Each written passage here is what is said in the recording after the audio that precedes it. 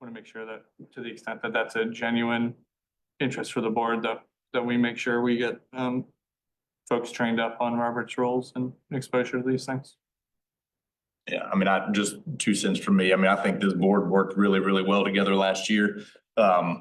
Being a parent prior to being on the board and being on the other side of the meetings. I mean, I honestly, and it has nothing to do with me being part of these meetings either. I think it was just run really well and we just functioned really well together. So just wanted to add my 2 cents to that. I think it was a great year last year. Any other discussion? All right, all those in favor, please say aye. Any opposed? Chair votes aye. We are on to the approval of a vice chairperson. I nominate Mr. Key to be vice chair. Second. We have a nomination and a second for Mr. Key to be the vice chair. Any discussion? All right. Would you accept? Yes. Yes. All those in favor, please say aye. Any opposed? Chair votes aye. The approval of the clerk.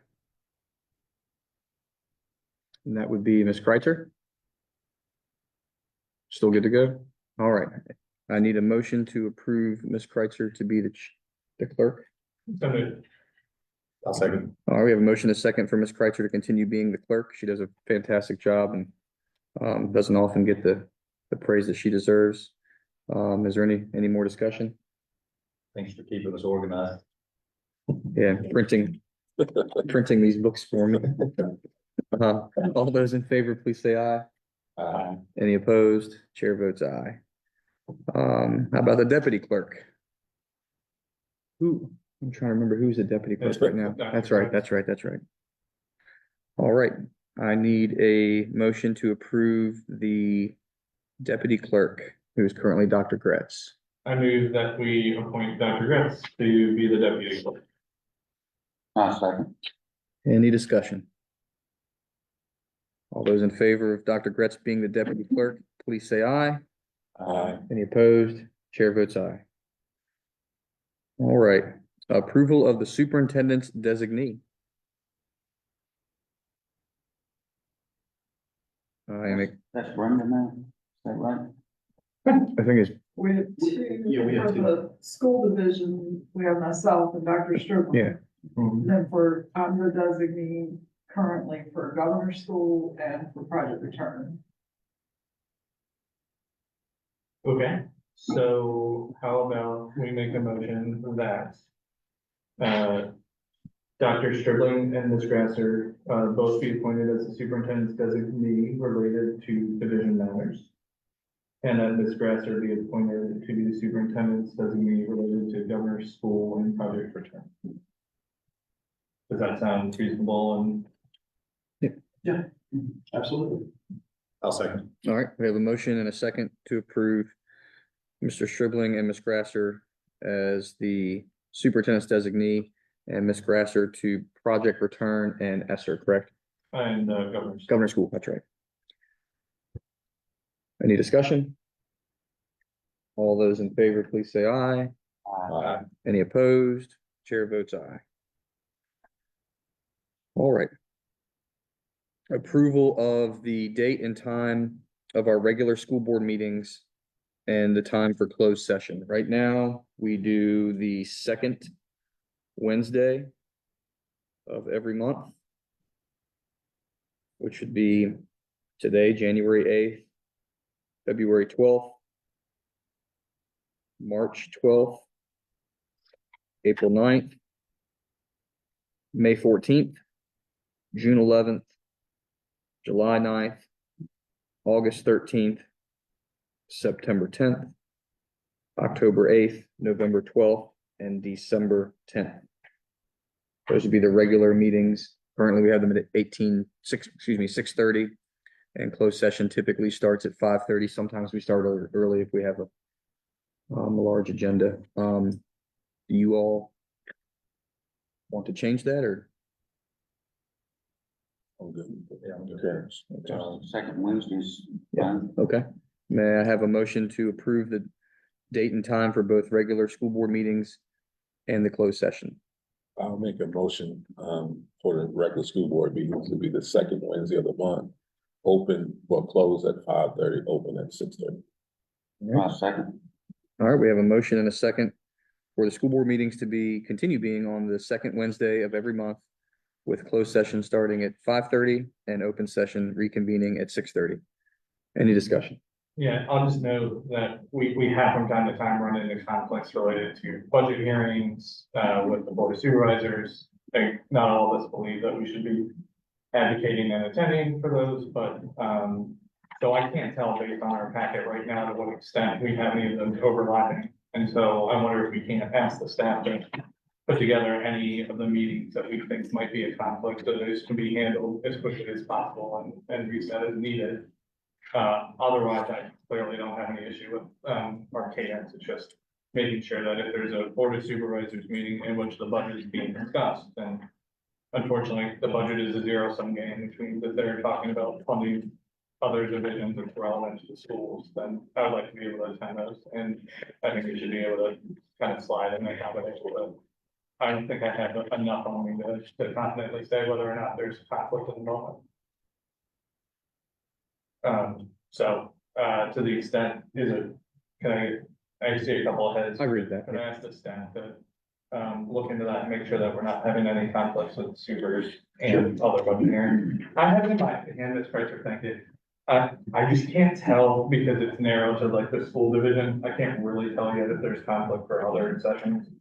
I'll do a little legwork on my end too. Can we and do- try to bring it to you. Can we do this? Obviously, we have support for this now, and then discuss it between now and February, and if there's something we need to move. Oh. Okay. Yeah, Everybody- perfectly reasonable. I figured that earlier I get ahead of this, the easier it is for us to like recognize when we may want to be in two places at once. All right, any more discussion? All those in favor, please say aye. Aye. Any opposed? Chair votes aye. All right, before we move on, I talked to a couple of you all, and some of you mentioned, or all of the ones that I talked to mentioned that they wanted to keep the delegates the same. Is there anybody that doesn't want to keep the delegates the same? The reason I say that is if we're going to keep them the same, we could probably just have one motion would be G through O. So That to would save a lot of time. confirm what I'm seeing on, actually in the back of our book, there's a sheet related to school board member comments and it has committee listings. If I read these aloud, can people confirm if it seems right to them for what you're currently responsible for? Bear with me. So, Mr. Reed, Wellness and Blue Ridge Governor School. Mr. Renhouse, CIP and SPED. Mr. Key, EdTech. I currently, it seems like it's a one pager. So I have CTE, VSBA delegates, Blue Ridge delegates, gifted and prep. I'm happy to mix that up if others want more committee assignments or different committees. See, Yeah, I'm All right. planning on chopping. all right, is everybody good with what we have? So I would entertain a motion to support G through O as we currently have it, if anybody wants to do that. If not, we'll go through them one at a time. I was just trying to, All trying to right, save I us some will time. move that we appoint for G. I do not have an alternate for VSBA. Is anybody willing to serve as alternate to VSBA? I thought Andre was your alternate. Who I was, It's just not on the page. okay, That's why I'm asking. yeah, So that's fine. why don't you work with me for 30 seconds? I think we can get this out. For G, I move that we appoint Kelly to the voting delegate and Andre Key to the alternate for VSBA. For H, Kelly to prep and can I get an alternate? I think I'm an alternate for that one. Mr. Reed for prep as the alternate. For Blue Ridge Governor School, do you want to be delegate or alternate, Mr. Reed? I would love to be, wait, for Blue Ridge Governor School, I'll do the delegate for that one. Mr. Reed as delegate, Kelly is alternate for Blue Ridge Governor School. For special education, Mr. Rittenhouse. For career and technical education, Kelly. For the wellness committee, Mr. Reed. For capital improvement, Mr. Rittenhouse. For the gifted advisory, Kelly. And for ed tech, Mr. Key. Mrs. Kreitzer, you have all that? All right. Have a motion for delegates and alternates for G through O. Is there a second? Second. Is there any discussion? All those in favor of supporting the delegates and their alternates for items G through O, please say aye. Any opposed? Chair votes aye. Now we're on to the last item, P, the Fluanna County Public School Board approval of the code of conduct for school board members, which I have here. If anybody would like to see, I think everybody should have a copy of this in their packet. Should be a copy of the folder and it's also posted. There you go. On the main.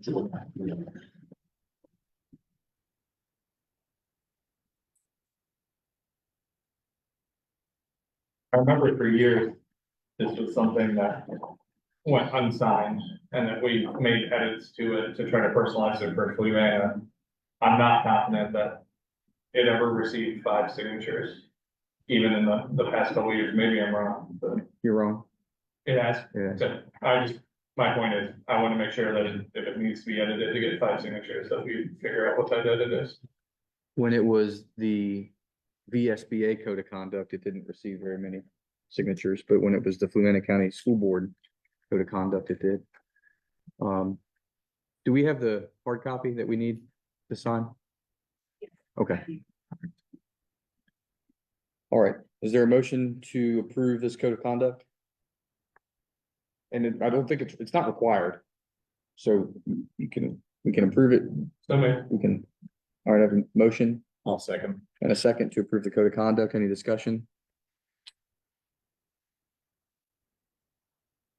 All right, we have a motion and a second to approve the code of conduct for our school board members. All those in favor, please say aye. Any opposed? Chair votes aye. And we have the hard copy back here that will get signed before we leave the meeting tonight. All right. Thank you all for bearing with me as we completed all that. We are moving on to the certification of closed session.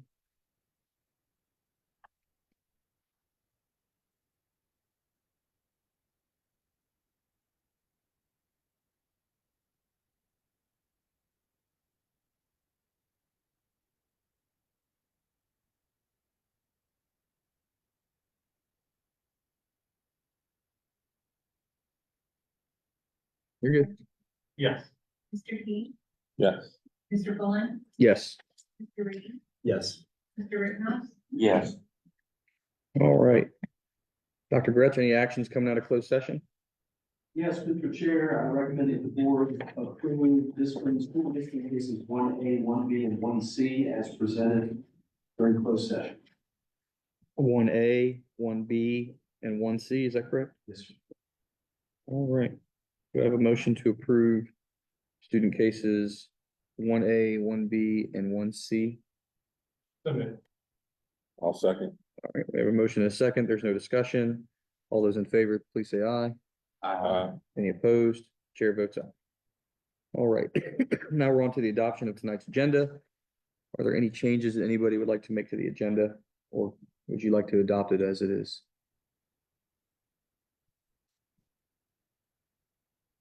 I mean, we adopt the agenda as presented. I'll second. I'll say. Yeah. We have a motion and a second to adopt tonight's agenda as it's written. Any discussion? All right, all those in favor in adopting tonight's agenda, please say aye. Any opposed? Chair votes aye. On to the consent agenda. Excuse me, does anybody need to pull anything from the consent agenda and talk about it individually? Anything at all? All right. Do I have a motion to approve the consent agenda? I'll make a motion, we approve consent agenda as presented. I'll second. All right.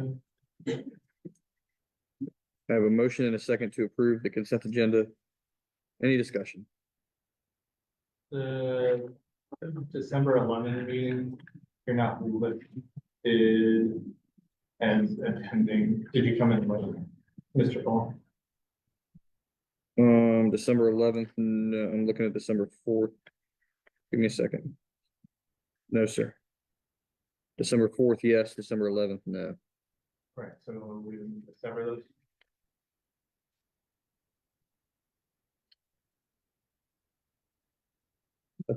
Let's vote on 7A separately, then 7B and 7C. Does that sound good?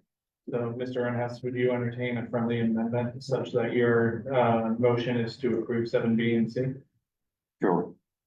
All right, so Friendly amendment from the second, I think Andre seconded that. whoever it is. okay. All right, so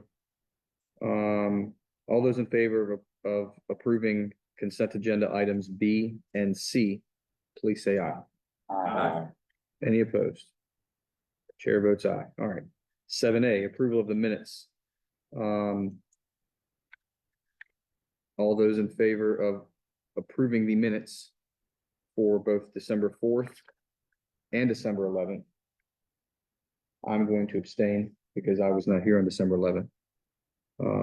Please say aye. I think we need sorry, Second. why don't we, I'll make a motion to approve 7A to make it cleaner, Okay, because there's no motion. go for it. I knew that we approved 7A. I'll second. All right. Any discussion? All those in favor of approving 7A, please say aye. Aye. Any opposed? And I abstain. There you go. All right, we don't have our student liaison. Anything that we want to discuss about that? No, it's Is there anything you want- Tinsley, she's just not able to be here, obviously, because of the roads. and Okay. It's unfortunate. We look forward to having her in February. All right. We are moving on to public comments. We are at our first round of public comments for tonight's meeting. Any Fluvanna County citizen or employee of the Fluvanna County Public School System may speak, and the expectations are that you address the board, not individual members. You provide your name and voting district, that you do not exceed 3 minutes. The time will be on the televisions, and that you are respectful. The board will not interact with you during public comment, but you're welcome to ask us questions following the meeting, and there will be a second opportunity at the end of this meeting. I don't know if there's anybody on a sign-up sheet, but you all are welcome to step forward and provide your public comment. Hello, my name is Ashley Crocker and I live in the 14th district. Let me start by saying again how deeply embarrassing and shameful it is that the Fluvanna County has become a place where we ban books. This decision has put us on the wrong side of history and is a betrayal of the values of intellectual freedom and education. We owe it to our students and to our reputation as a community to do better. With that in mind, I'd like to propose changes to the book review process that ensure fairness, transparency, and respect for diverse perspectives, while also protecting access to vital literature. First and foremost, there should be an appeals process for books that are removed. The idea that a single decision made by a flawed and non-representative committee can permanently take a book off the shelves is unacceptable. Community members deserve a voice in these decisions, and an appeals process ensures accountability. I suggest a system where if enough signatures are gathered, a book is restored to the library. This strikes a balance between respecting the committee's work and safeguarding against harmful unilateral decisions. Beyond that, we need to limit the number of books any one person can request for review in a year. I suggest a cap of 3. This prevents the process from becoming dominated by individuals with extreme agendas and allows the committee to focus on legitimate concerns. Next, we must require complainants to read the books they are challenging, yes, in full. This isn't harsh, it's common sense. If someone wants to ban a book, they should at least demonstrate a basic understanding of its content, perhaps through a written summary or comprehension quiz. Transparency is also critical. The committee's meetings should be live streamed, held in accessible venues, and open to participation via Zoom. This is a matter of public interest, and the public deserves to be fully engaged in the process. The committee decision should also be conducted entirely in public so that they can follow and participate meaningfully. And most importantly, the committee itself must reflect the diversity of our schools and county. Our students are not all white, not all women, not all straight, and not all Christian. A committee composed entirely of white women is unacceptable and signals a serious problem.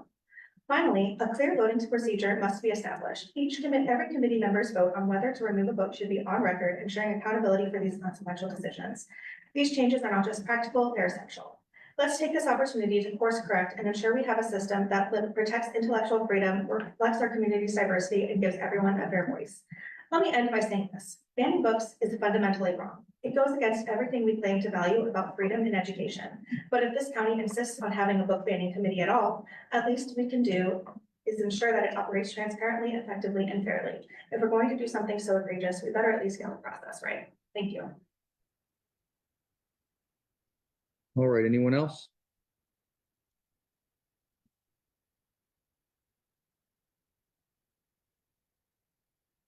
Good evening. Thank you all for being here. The one thing I'd like to bring up going into the new school year is it seems like there's really only a couple of board members who really actively participate. And there's a few of you who really just sit up here and run and head and die. One of the things is you have to understand there's a lot of people on the outside looking in. If you have other obligations in the school board or in the school division, we don't know. Unless you voice it or talk about it. The other thing is that I think a couple of you are athletic coaches, and I hope you're not bringing the same enthusiasm to whatever you coach as you are here, because it's not enough. I believe there needs to be more dialogue amongst you all. There's a couple who really voice their opinions. I don't have to agree with everybody. People that come here don't have to agree with you. The more dialogue will be better for our students. The other thing is, can't remember the gentleman's name that speaks about the Abrams Academy, but I believe that school map is up on board docs. It'd be appreciated if that could be taken down. Additionally, I'm sure it has to be distributed to the public for approval, et cetera, et cetera. It'd be nice if that could be done in a controlled manner. I don't really need to know how to get around that school, and nobody else does that. So that'd be great if you guys could take care of that. Thank you. Mr. Chair, can you ask for our name and the voting district, please? Yeah, Robert. Fork Union and Robert Alder. Thank you so much. All right, anyone else wishing to speak? All right, we will close the first round of public comment. Move on to reports from Mr. Gress. Thank you, board members. We have a lot of information to go over tonight, so I'll probably, unless you have specific things, I'll be sparing the reports section. And defer to what happens a little bit later. We do have some opportunities for you to engage, for anyone to engage with the schools that you can see in there coming up. There's quite a bit going on, obviously, in the operations and maintenance field. Obviously, those things that come through this process have been approved, but we're working on the contracts, we're working on installations, and coordinating all of those things. I've listed those in here. If you'd like to hear about them, I'm happy to provide. What isn't in the report, because it's happened since the report was done, just to make it a matter of public records, that the school board did approve, and as part of its request for turnback funds, and the county supervisors also approved funding work to be done with enrollment projections and facility capacity studies. We have, based on your authorization, we are authorizing me to authorize executing a contract with Cooperative Strategies to do the enrollment part of that overall project. The reason we wanted to do that as quickly as possible, it's a little over $6,000, is so that we could potentially get some of that data during this current budget process, and it could influence the current decision. So that's not reflected here. That happened over the break. I also put a bullet under finance that the calculation tool that we always wait for with bated breath had not been provided. We did get that yesterday at about 10 a.m. So we'll reference that when we get to the fiscal 25. But I did want to mention that we do have that, so we can speak. Now there's a lot of analytical work that we do that we not simply have time to do. But we can speak to the governor's proposed budget, and we can speak to how some of those calculations look like they're gonna filter out for us. But I do want to give the caveat that it's brand new information. So, what questions do you have for me? Anything? There's another thing that I just received today that is on your, I'll put on everybody's radar, is that there's a CTE information night that's gonna be happening in our high school. Dr. Strickland, you sent that to me. Do you remember when that is? I just wanted to- February 12, 5 to 7, at the, February 12th. That's right. at the, high school cafe. That's a great opportunity for people to see the amazing career and technical opportunities that we have right there in our high school. Many people aren't aware. I think I've been 4 out of 6 years, and I love that evening. Yeah. Like, you get so many families with kids who are about to start at the high school or about to level up to ninth grade and wanna, see the programs that we have. Each and every department is out there flexing, showing what they do, showing how they're preparing kids for what comes after high school. It is a fabulous event and really showcases what our CTE programs have, so, I enjoy walking around and doing it, and, hope to be there. If I'm above ground and in the county, I will see you at CTE night. Great.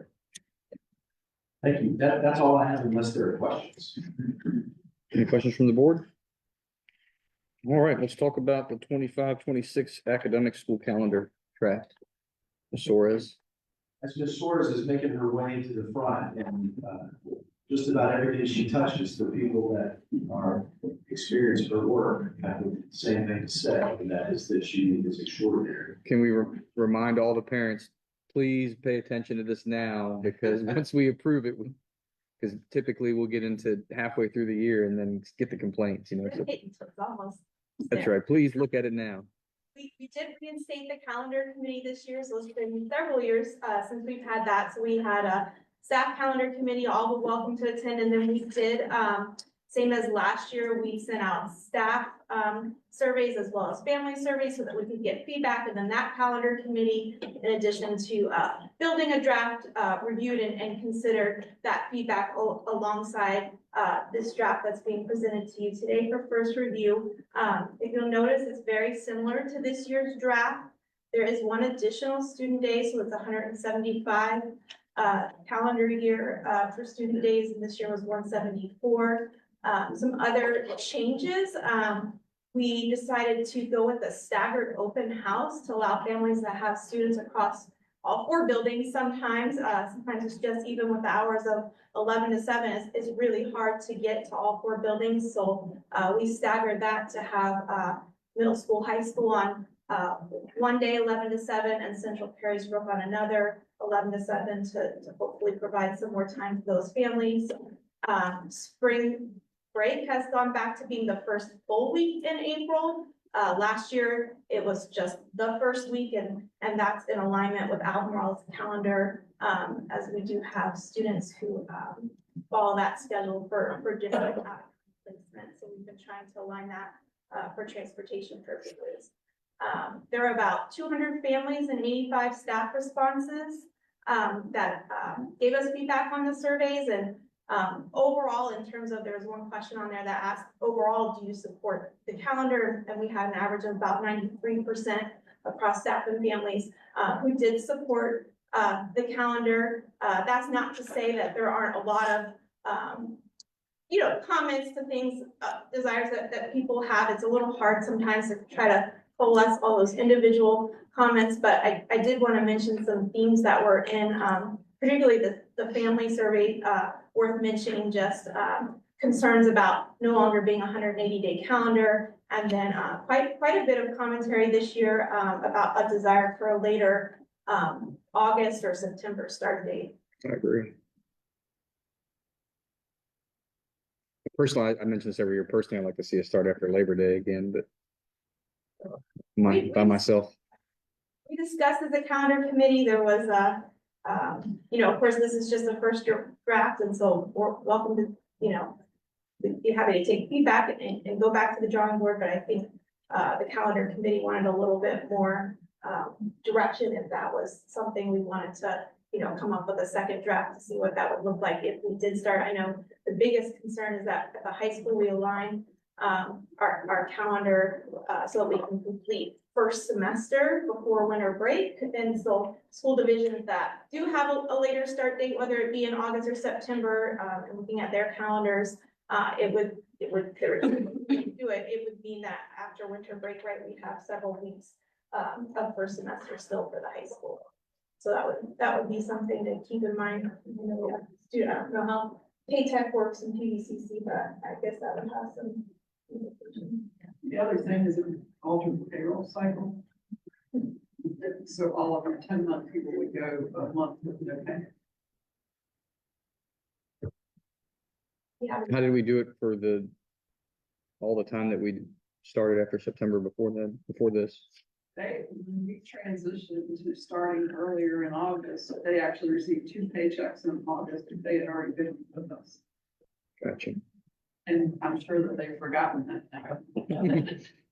We said to them when that happened, if you ever go back to a post-Labor Day start, then you will lose a paycheck. So remember to save that paycheck. Yeah. I'm sure they all did that. When was What happened this year? roughly Oh, gosh. 10 years? Oh, it's been more than 10. less than Yeah. 20 more than that. Cause I could say somewhere. Yeah. It's been a while. And I will say, so there were some comments on the staff survey about returning to 100 but minimal to 180-day calendar, but the majority of the comments about the later start date, that was all from the family survey.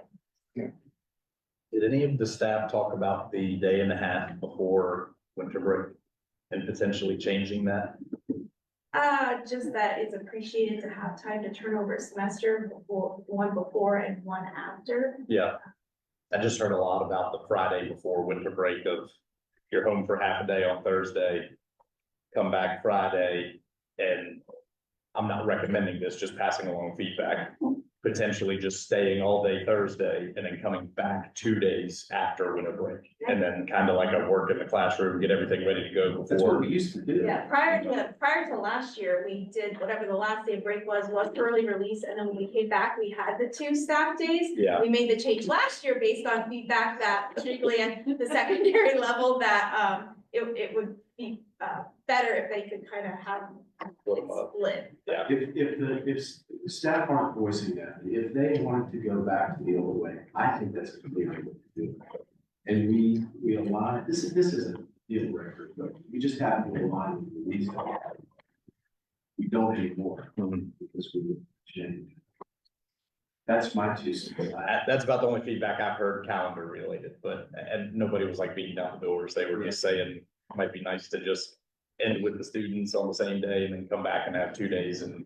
It is hard because for every comment that you get saying one thing, you get another comment that says the exact opposite. Yeah. So, but like I said, if you have questions or if there's anything that you'd like me to reconvene the committee again to take a look at, or work into a second alternative draft, we'd be happy to. I'm not suggesting we start after Labor Day. I think that the people that have families from other places other than Central Virginia, they primarily go after Labor Day. So I think it's hard for families to line things up. Well, my daughter's cousins are in another state. So if we're trying to line things up with families, it's really complicated on school schedules and stuff. But. Anything else? All right. Thank you so much. Thank you. Thank you. We are on to the FY 25 and 26 budget update. Yeah, go ahead. We can start. I gotta be honest, I like the paper.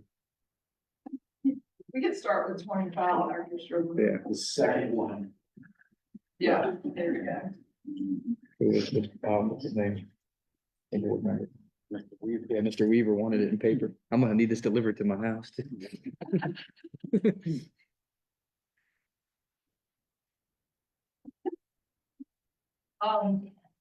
So you have in your packet for fiscal year 25, which includes everything through December. in an ideal world, we'd be running about 50% in those categories. The one thing I'll point out to you is the reason you're not running 50% in things like instruction is that you have July, you have your June and July run in June, so you have extra payrolls in there. So that is gonna all even out as we go along. And then, in the area of revenue, you see that we have all of the, we're starting to get a lot more federal revenue now. We knew that that was gonna tick up.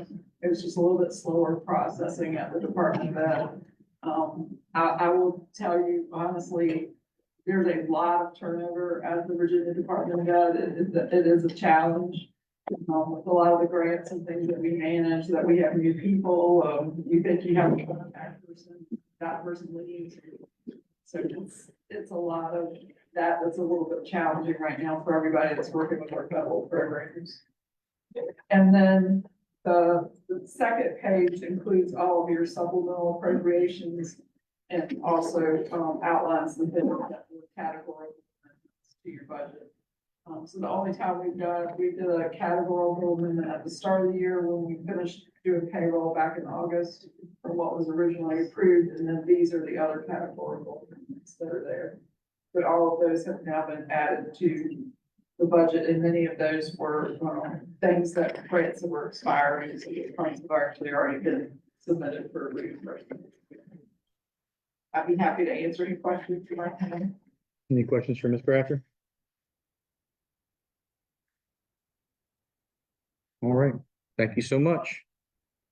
We're rolling. On to, I was just gonna say, we debated whether or not to put, not this document, but the spreadsheet that Ms. Grass was gonna walk you through. Simply because we just got this, and it's very hard to read. It's difficult to understand if you don't have somebody. Don't look Like like it yet, we'll go. Yeah, I'll get to that. Okay. I thought it would be, ultimately, we put it in there. I thought it would be helpful for us to walk through it so that you see the detail and you at least see the variables. I think that will be valuable for you. And it may spark some discussion, but I just wanted to preface. Yes. We're gonna go to the first handout, yes.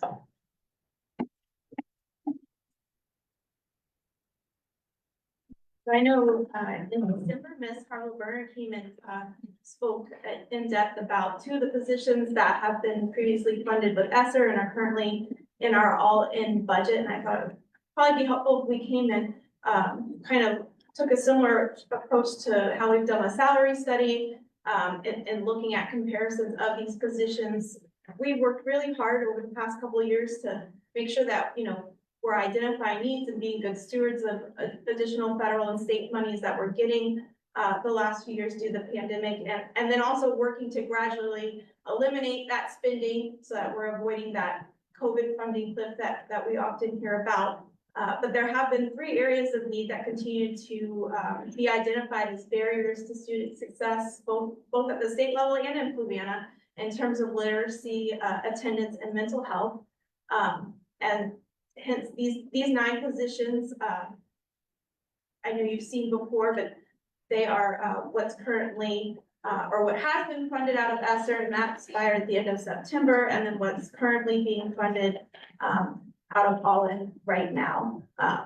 So we've kind of still saw a need for these, and when the all-in funding came last year, chose to use some of that funding to continue to support these positions.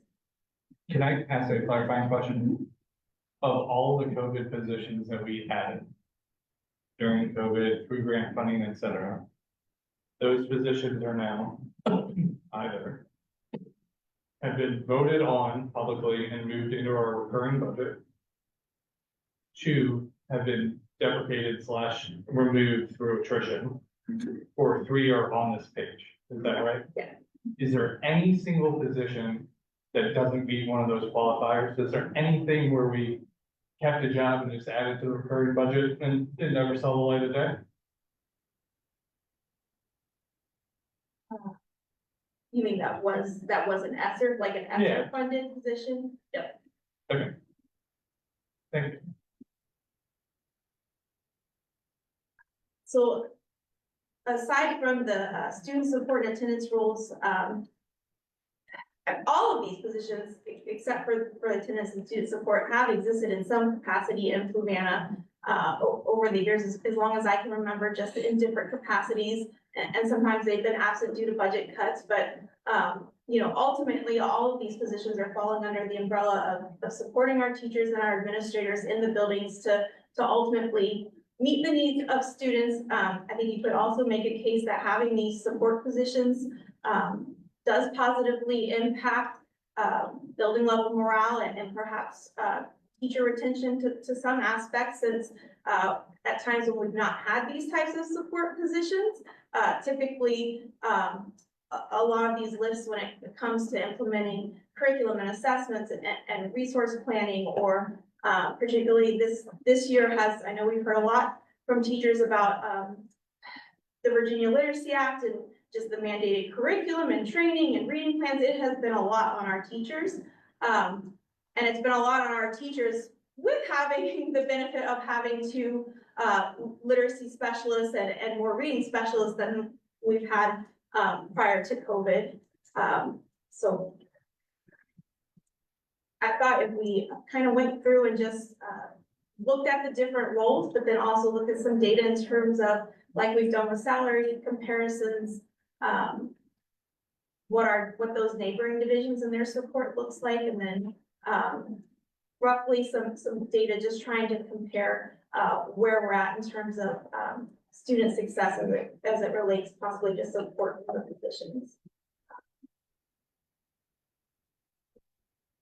So, can you go back to the, yeah. So, our instructional aides play a huge role in our ability to carry out the daily schedule for our students. They provide coverage for teachers so that they can participate in professional learning communities. They provide small group instruction directly to students. They substitute when we can't find coverage for a classroom teacher. I know you've probably seen many of them out in the AM and PM on pickup and drop off duties. They help with lunch coverage, recess coverage. We even have instructional aides that if there's a need that arises to transport a student, they're able to help us with those needs as well.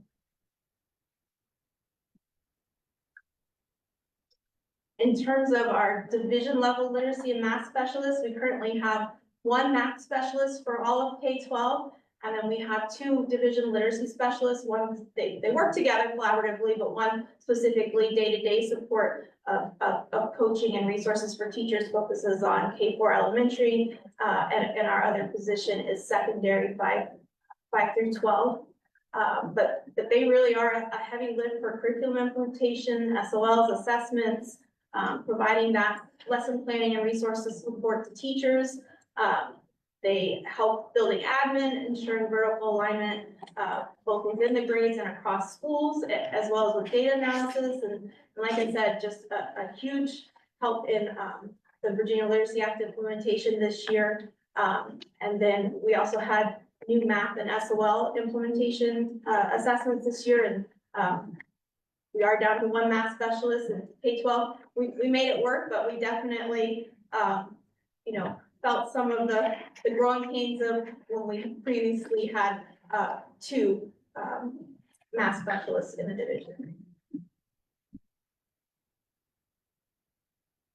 And then our reading specialists and math interventionists, they're really the positions that are providing that additional targeted support to students in order to support the classroom teacher and what's happening in the core curriculum. We currently have 3 reading specialists, K2. We have a position at Carysbrook Elementary that is currently unfilled, but that our elementary literacy specialist is supporting that role as well. We have one at the middle school and then one part-time reading specialist sped position at the high school, which is a new position this year. And then for math, we have 2 part-time math interventionists, one at middle school and one at high school. And then we really rely on our instructional assistants to help support elementary math interventions for our teachers.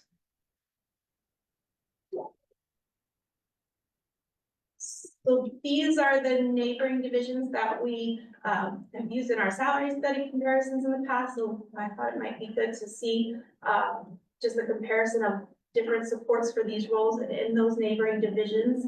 So here is literacy support. I probably should have done like a total column, so it was kind of tricky.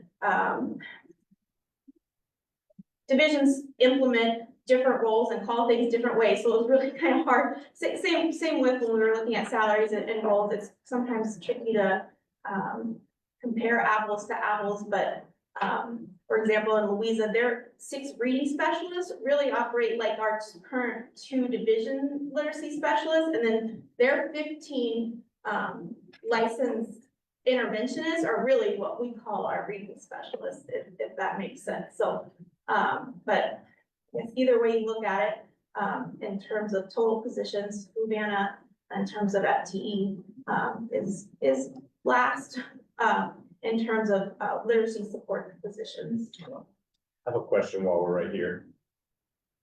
What makes Charlottesville such an outlier when we compare enrollment to us with the number of reading specialists and instructional coaches? I mean, why do they have them? No, not why they have them, like, why are they almost 5 times the number of, I know the value in these positions, so I'm not saying we shouldn't have them. I'm just curious why, with roughly 1,000 more students, they have Funding. 5 times. They're funding. They're funding. But so where my mind is with this, and I've been pretty vocal about this over the past few months, just while I continue to look into this. We could use more of them. Do we need 24 roughly? Like how far behind are we if we look at Charlottesville basically being the closest here and knowing we're that far behind in reading specialists? What number do we need? Because we're talking about hopefully keeping the bare minimum. What I'm here to advocate today is if trying to paint a picture of. And I'll help you advocate as much as you need to, but. We have excess in these roles in terms of support. I don't think that we need 24 in Fluvanna, but we would like to keep what we have. Is that enough though? As we're looking at these other ones, like obviously Albemarle and Charlottesville have way more money than what we do, but. I feel like we're just barely scraping by with these positions. Not the people, the number of the people. People are awesome. I've worked with some of them outside of the board, but. And I can remember back in, 2005, 2006, like we used to have I think we had 2 possibly reading specialists at the middle school, for example, and those positions were, just eliminated just due to budget over the years. And since COVID, we're just excited that since COVID, we have been able to have a reading specialist at the middle school, because with grade 5, that is still elementary, and there's definitely still a need. And like I said, for nothing but positive things about the support of being able to offer that same structure this year to the high school. Right. So when we look at advocating for where we're at right now, just keep these positions. If we were to advocate and say we're this far behind our neighboring divisions, we can't, lose them. How do we qualify that? That's one thing that I'm trying to get really more detailed on for this budget round. How do we qualify these things to say we can't lose them because we're already this far behind? Like we can show that with salaries and things like that. It's kind of harder with this because it's just numbers in an Excel sheet to the final decision makers, so to speak. But how do we qualify that to say, one, if we lose them, this is what's going to happen with scores and student success, things like that. But ideally, we don't need 5, we need 15 reading specialists in Fluvanna, so we can't cut any of these. Actually, I might be able to help a little bit on this, and I'm sorry for pointing. Are there industry standards or recommended ratios? Sorry, So the very end, because I thought it would be fair, right, if we're saying, here's what we need, it'd probably be also fair to say, well, here's what's required, right, here's what we're legislated. So at the very end on slide 16 and 17, I've got the ratios and what's legislated. So that's legislated, but are there so that's what the state tells us that we have to do, all while holding the purse strings and giving us 25% of what we need to get it done. Are there industry organizations, like, for instance, like the school counselor organizations indicated 250 or 300 to 1 ratio as being the recommended. Do we have that? Do we have a similar recommended industry standard? Well, I can give you a similar scenario, like when we look at what's required. Uh. Currently, we have, 3 reading specialist positions, K 1 and 2. We don't need 3, we need 2 to meet legislation. However, industry standards are, research front loading early literacy, right? Would be a priority, and that's why even the years that we didn't have a middle school reading specialist, we chose to prioritize what was happening K2 with reading specialists. The other thing is staffing, whether or not you can find, 15 reading specialists. I love that to be our biggest problem. I mean, if you consider the enrollment and extend the questions that you're asking, Louisa really has more support in classrooms than any of the divisions up here. 45 of those interventions. I think this is really helpful. And then someone mentioned, achievement data, so I'll go on the next slide. It's just a comparison of reading SL data, and I'm not so sure that SOL data is the best representation in terms of reading progress, but it's really the only way I think we have, we're looking big picture outside of K2 to look at reading progress and compare to other divisions. So we're not last in terms of SOL pass rate for last year, but we're certainly not where we want to be. And I know when we looked back in October at student reading achievement data, we've made a lot of gains, particularly in some of our student subgroups in reading and English the last 3 years. But again, we still have quite a bit of work to do to meet literacy needs. Well, Charlottesville numbers are the lowest, so that's probably a correlation why they have more of those positions. And they do have a different diverse student population in Charlottesville. And that's probably, it's just probably a target area that needs support. Yeah, and I was gonna mention that along those lines, there's an empirical correlation between academic achievement and specifically reading levels with socioeconomic status. I'm not suggesting that one necessarily fits the other, but there is, and ours is increasing. It has increased even just since I just think that's noteworthy. And I do think that probably has bearing on what we see in Charlottesville. Because despite the per pupil disparity being so high, they do have, I think, significant populations.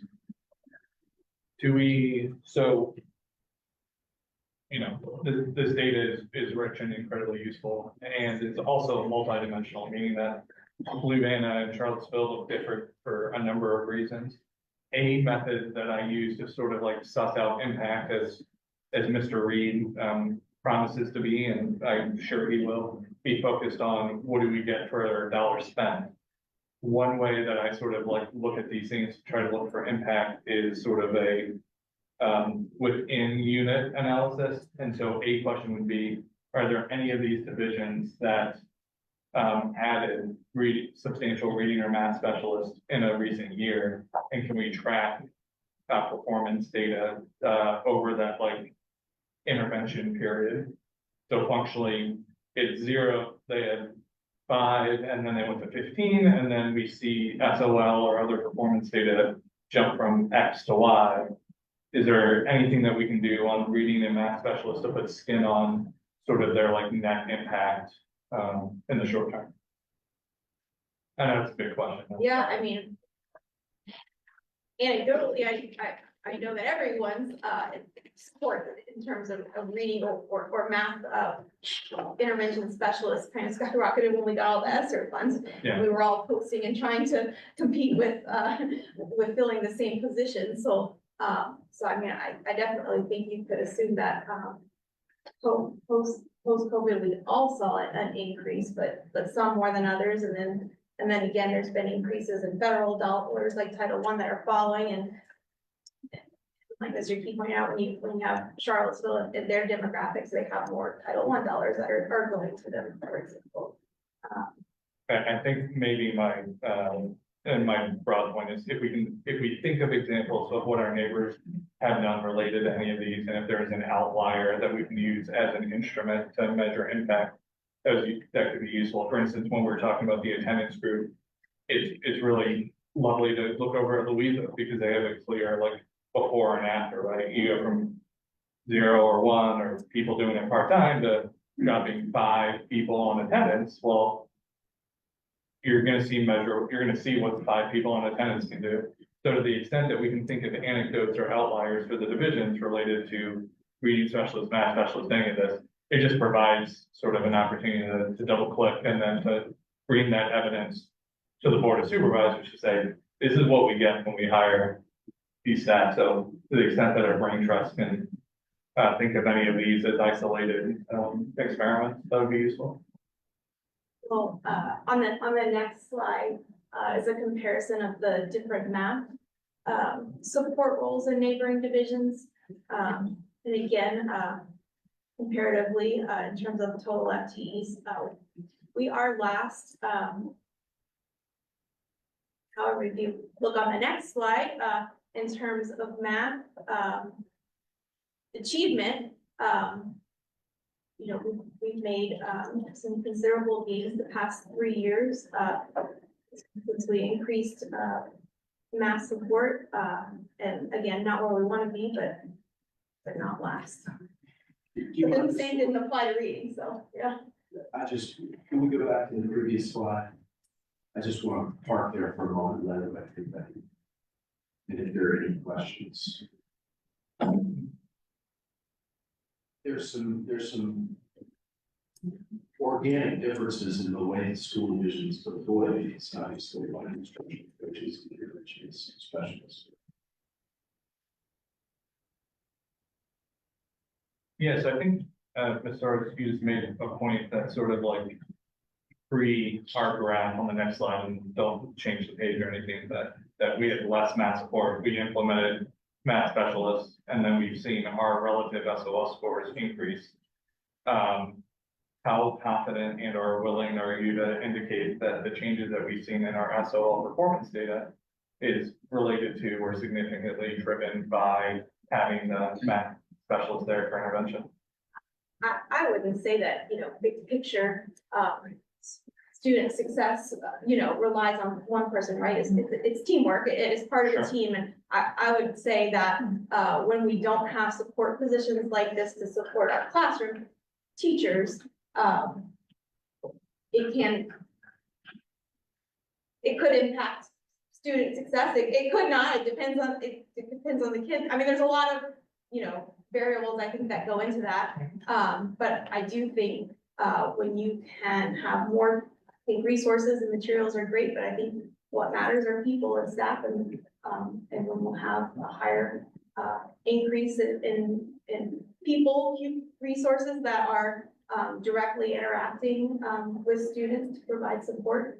Then yes, I would say, that there is absolutely a correlation. Yeah, sorry, and I'm not trying to, we're talking about individual roles here that are on the chopping block / on in our budget priorities. So I'm focused on them and their impact and their contribution to the ecosystem. I'm not trying to minimize the fact that it is one person or 2 people and they're funneling a broader ecosystem. And of course, these people are, this is 1 + 1 = 3 and kind of garbage business speak, right? We want people, these roles provide benefits across the ecosystem to help our students perform better. But, this trend in our math data at a time where we've added math specialists, I think is pretty compelling. I could add something here to the one. The other thing to keep in mind when you're looking at all of this is we've been under a teacher shortage. The teachers that we get in are not trained at the same level that they were 10 years ago. Haven't gone through traditional teacher prep programs.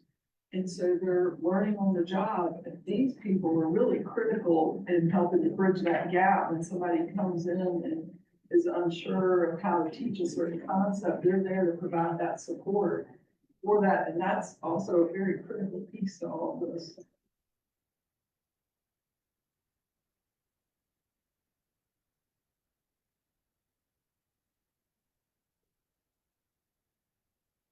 Caitlin spoke again last month about, all of the different, things that roles that our student outreach support specialists and our attendance, outreach are playing. And so I didn't know if, there were any questions or Caitlin wanted to add anything else.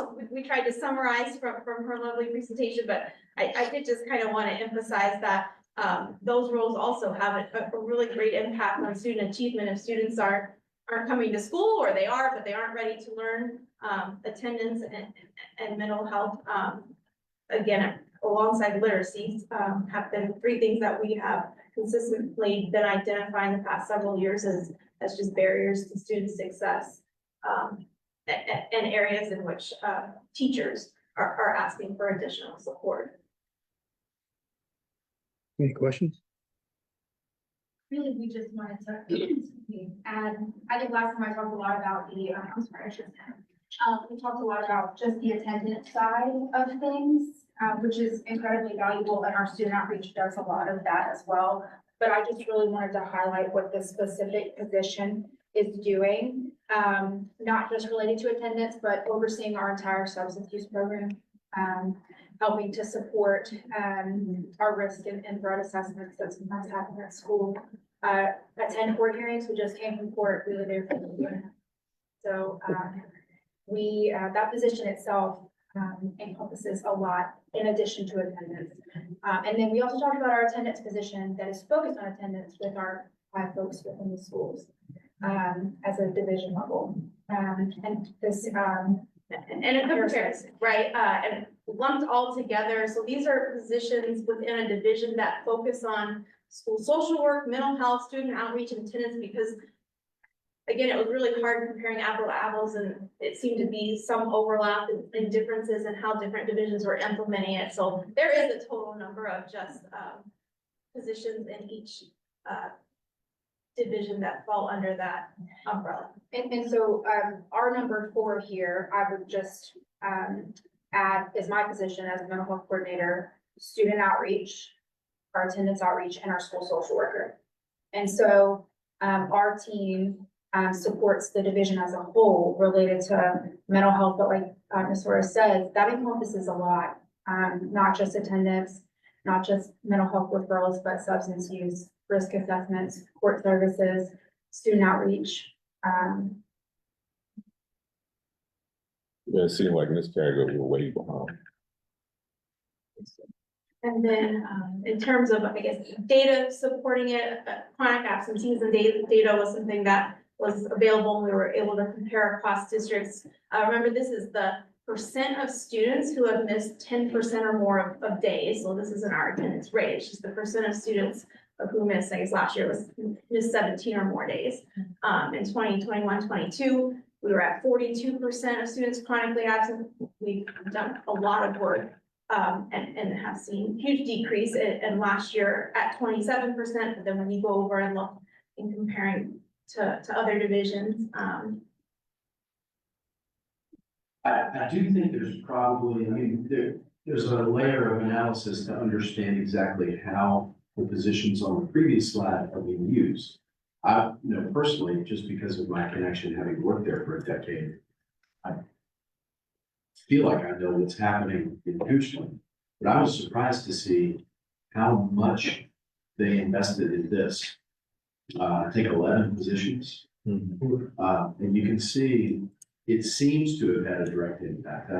I do think that, we have to be careful just jumping right there, but I know that in Louisa, that's been the case. And it's very targeted support.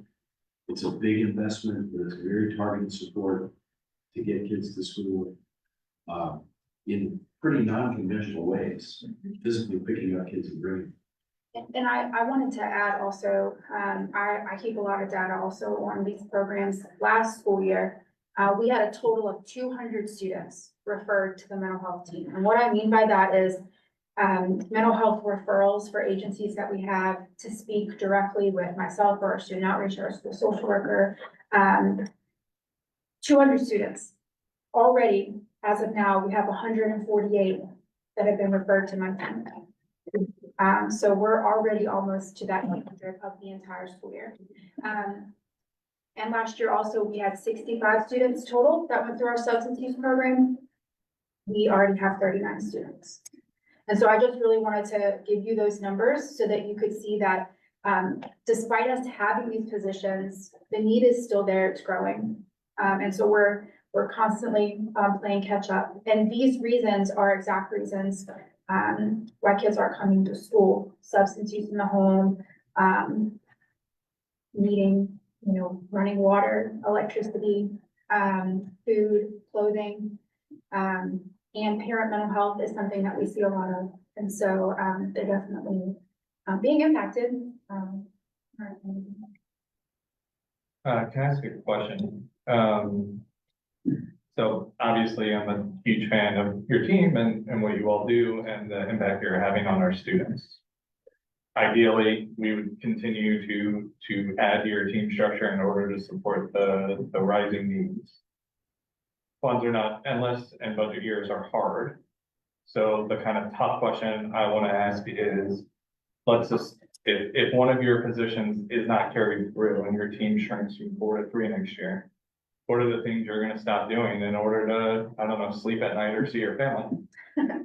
That's a really hard question because my student outreach oversees my entire substance use program. Mhm. And does all of the education. So she individually has done 39 student educations this year. That would likely fall on myself to do, which is perfectly fine, except I do a lot of other things in my role. If we were to lose our attendance outreach specialist, our schools would suffer. The individuals that are at the schools, one person at each school, right? And then a person at Abrams that supports attendance and does daily attendance. But at least 2 of those positions are not just doing attendance, they are doing other duties as well. So this position goes into each of the schools and really is catching those students that are hitting 5 days, 7 days, 10 days, so that we can figure out what the need is. And I wish I had the numbers, but over 75% of those families have some sort of student outreach need, whether it's food, whether they need some sort of mental health resource, psychological resource, testing. Maybe they just need help getting the kids to school in the morning because they're not getting up. That's where we intervene. And I want to also add, our school counselors are part of our team across the division while they're in the school. They support us just as we support them. And so their positions are just equally as vital to what we do on our mental health team for our students and for our teachers. A big part of my job is supporting our staff. And I would not be able to do that adequately if I did not have a student outreach providing substance use education or going to court for 2.5 hours as we did today. Any more questions? Yeah, I'm gonna make a comment here. That either one of y'all see the schools as trying to take place of what the parents ought to be doing? I mean, I know I grew up in a different time. Yeah. My mother was home, every day, and my father went to work and. I'm really glad that you asked that because that's something that we encounter a lot. I think what's difficult is that specifically about mental health resources, we have no public transportation. So these families cannot get their kids to appointments for therapy after school if they're working. Or during the day. Or online if they have no internet. And I cannot tell you how many families in this community do not have access to internet. And so it is difficult. We try to partner with the parents so that we can meet that child's need in a way that doesn't impact their academics, but improves their academics. Because what research is showing us is when their mental health is not great, neither are their academics, neither is their attendance. And so we kind of play this balance. What we really want to do is get the kids to school and give them what they need from a holistic perspective, not just academics, but from that social emotional learning perspective. Most of the kids that we get referrals for mental health services related to attendance, whatever it may be, there is some sort of need that is not being met in their home. And maybe that's just internet. We can't give them internet, but we can have them see a therapist at school that comes in once a week and pulls them from a class that they're doing really great in, or pulls them from a time in the day that wouldn't impact their academics. So we try to partner with the parents, I would say. I hope that answers your question. Yeah, somewhat. I mean, I know a lot of kids don't get support at home. They don't. They're not encouraged. And I will also add too, we have very few mental health resources in our community. And at Region 10, for instance, there are only 2 people providing outpatient therapy, and I'm one of them. And so it's difficult because there's such a high need for adult mental health. And so a lot of these parents can't access services either. And so when you have a parent that has a significant substance use need or a mental health need, it's really challenging for them to meet their child's need. And so we just try to help them. Just like we talked about last time with attendance, we don't want to be punitive. We just want kids to live their best life, and sometimes they just need a little extra. Mr. Reed, you had a question? I have one, and I'm not rushing you by saying this. I was just gonna wait for the end for when y'all were done, because I didn't know if you were gonna answer it or not. Well, we can, so look, I just have 3 more slides. The next one, you've seen that before. I threw it back in again. You know, I wish I could say we did something dramatically different from spring of 23 to 24 in terms of our EL instructional program. But really, what happened was we were able to have 1 EL teacher in each building. And so, you know, they're, instead of having caseloads of 40-ish, they had caseloads of 20-ish. And instead of having to travel or split buildings. And I do think, again, having people and support and staffing is really key to student success. This is one that's in some of the proposals for the budget. So I think we may end up seeing some additional mandates related to this. Well, and I put it back in there because I also included it, if you go to the next slide. I also included it in terms of legislation, right, what we're required to have for reading instruction, English language instruction. So we talked about need, you know, for reading, we are now required with the Virginia Literacy Act to provide reading intervention services and having reading specialists in grades K-8. However, you can see in those italicized, you know, we only have to have 1 reading specialist for each 550 in K-5. And then 1 for 1,100 in 6 through 8, so. And same with English language instruction. This keeps coming back up again and changing. The most recent change was it's now based instead of overall student count receiving services. They tell you, you know, how many positions per students of each level, and that's based on their WIDA proficiency test. The thing is that the student population tends to be very transient in terms of coming in, transferring out. And so it's really hard to keep a handle on, like if you take it down to, I only need 2.5 teachers and that's where you landed in the spring, and then students transfer in, out, and it turns out you've got more level 1s and 2s than what you thought, and you need another half EL teacher, much like reading specialists. They're incredibly hard to fill this licensed position. And I'd like to just add that position in particular is vital for us related to attendance, because we lean on those staff a lot to help us collaborate and communicate with families, especially families that speak Spanish. It's really difficult for us to make sure we're meeting their needs because many of us are not fluent. In the, any of the budget proposals, since a lot of this funding came from the all-in money, correct? From Governor Youngkin, Not this one. but the funding for the attendance position? Yeah, so, Yeah.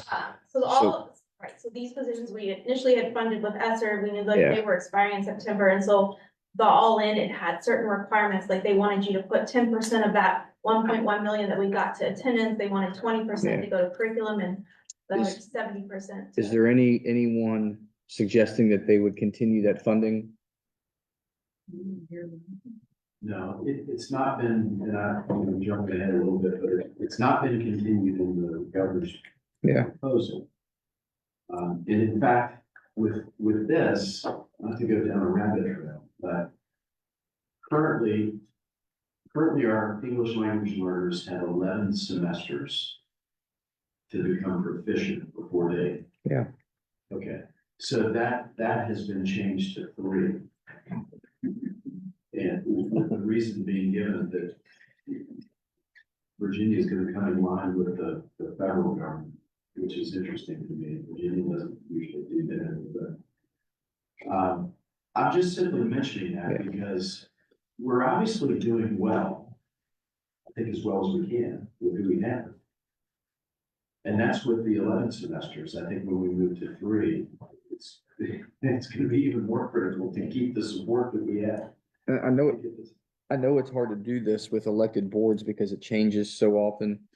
I say, so, I mean, it really does change every couple of years. And in some counties, in Goochland, you could change 7 at once. And here, I guess fortunately or unfortunately, depending on how you look at it, we don't do that. But when we,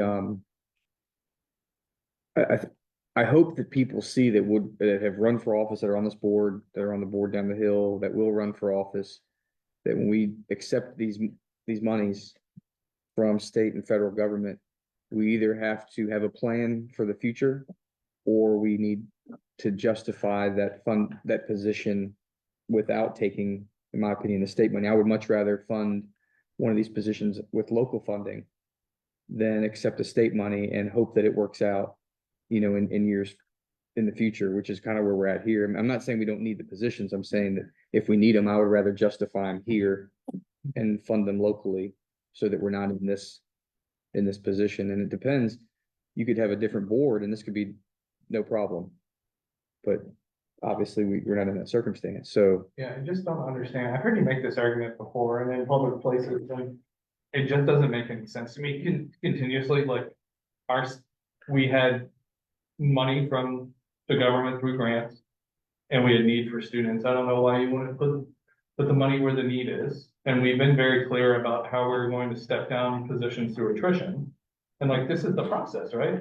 This is the genuine outcome. this is a terrible process. Why would you, if you have a problem and you identify a problem, we have the ability to fund that problem or fund the what we think is the solution to that problem, then we should do that locally.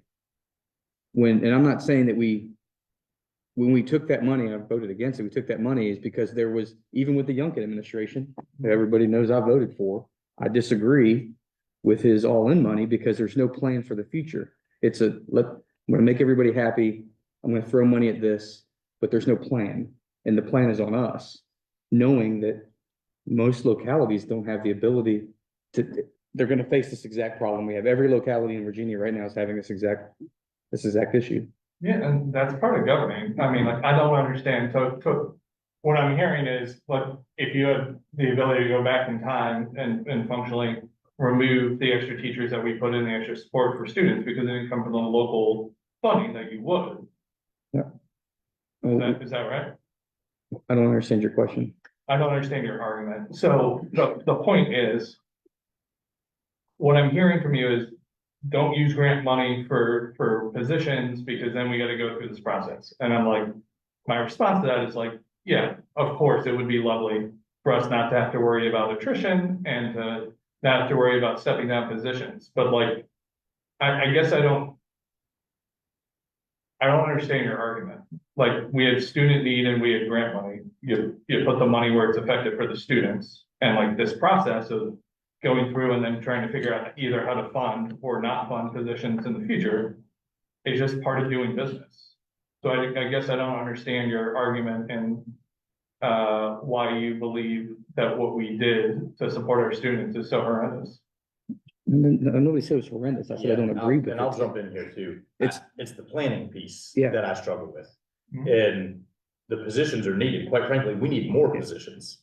We don't just need the ones that are here right now, but we're in a county that every single, and I mean, I'm not knocking on Fluvanna, but I kind of am. We continuously hear, but we're not last. We know the money is not there in this county. Like, I'll just come right out and say it. We can ask for 90 million or we can ask for 1 million, and we're gonna struggle for both, because we don't have a business here. So my interjection into this argument is if we know that's the environment that Fluvanna's been in historically, it's probably gonna be the environment that we're in moving forwards. Why create a volatile situation every 1 to 2 to 3 Maybe get years? people's livelihoods on the line. Because then there's gotta be a happy medium and and I think it's two different versions of this. There's a happy medium between us and the board to be planning 2 to 3 years out, meaning the board of supervisors. So we can kind of get a better scale of where they're headed, so that way we know where we're headed. Quite frankly, I think Fluvanna's done a horrible job of that historically, just putting it out there. But bringing energy to this meeting. But at the same time, we absolutely need to fill the need for students, but we can't say, let's throw 7 of them in there, knowing there might not be a position for 7 of them a year down the road. It's a hard battle, but I'm not gonna say it was a horrible initiative to not want to fill the And needs. There are tons of federal grants And it's, that fund, not to interject, there's a ton of federal grants that fund positions that have tiered approaches to transitioning the funding from the federal government to the locality. there's gotta be a what's next. But there's look got- at these There's a decisions. plan for those, but the Youngkin administration, and not just him, but there's been other grants where they provide a cutoff date, and we feel like we have to take that money. And I just felt like, I still feel like if we needed the positions, I'm not saying we don't, that if we justify them and fund them locally, it's harder to do away with those positions in the future than it is right now. If they're already in here, we've justified them to our local government and we fund them locally. I just don't think it was, I understand why they did it. I just don't think it was the best. I don't think the best planning was in place. And I think that's why every county is having the same discussion right now. We have a handful of positions. There's some counties that have hundreds of these positions. We have a handful because this board and our staff did a fabulous job being very clear, and this is why I asked that question earlier about what's in the budget, who's not in the budget, where these positions are.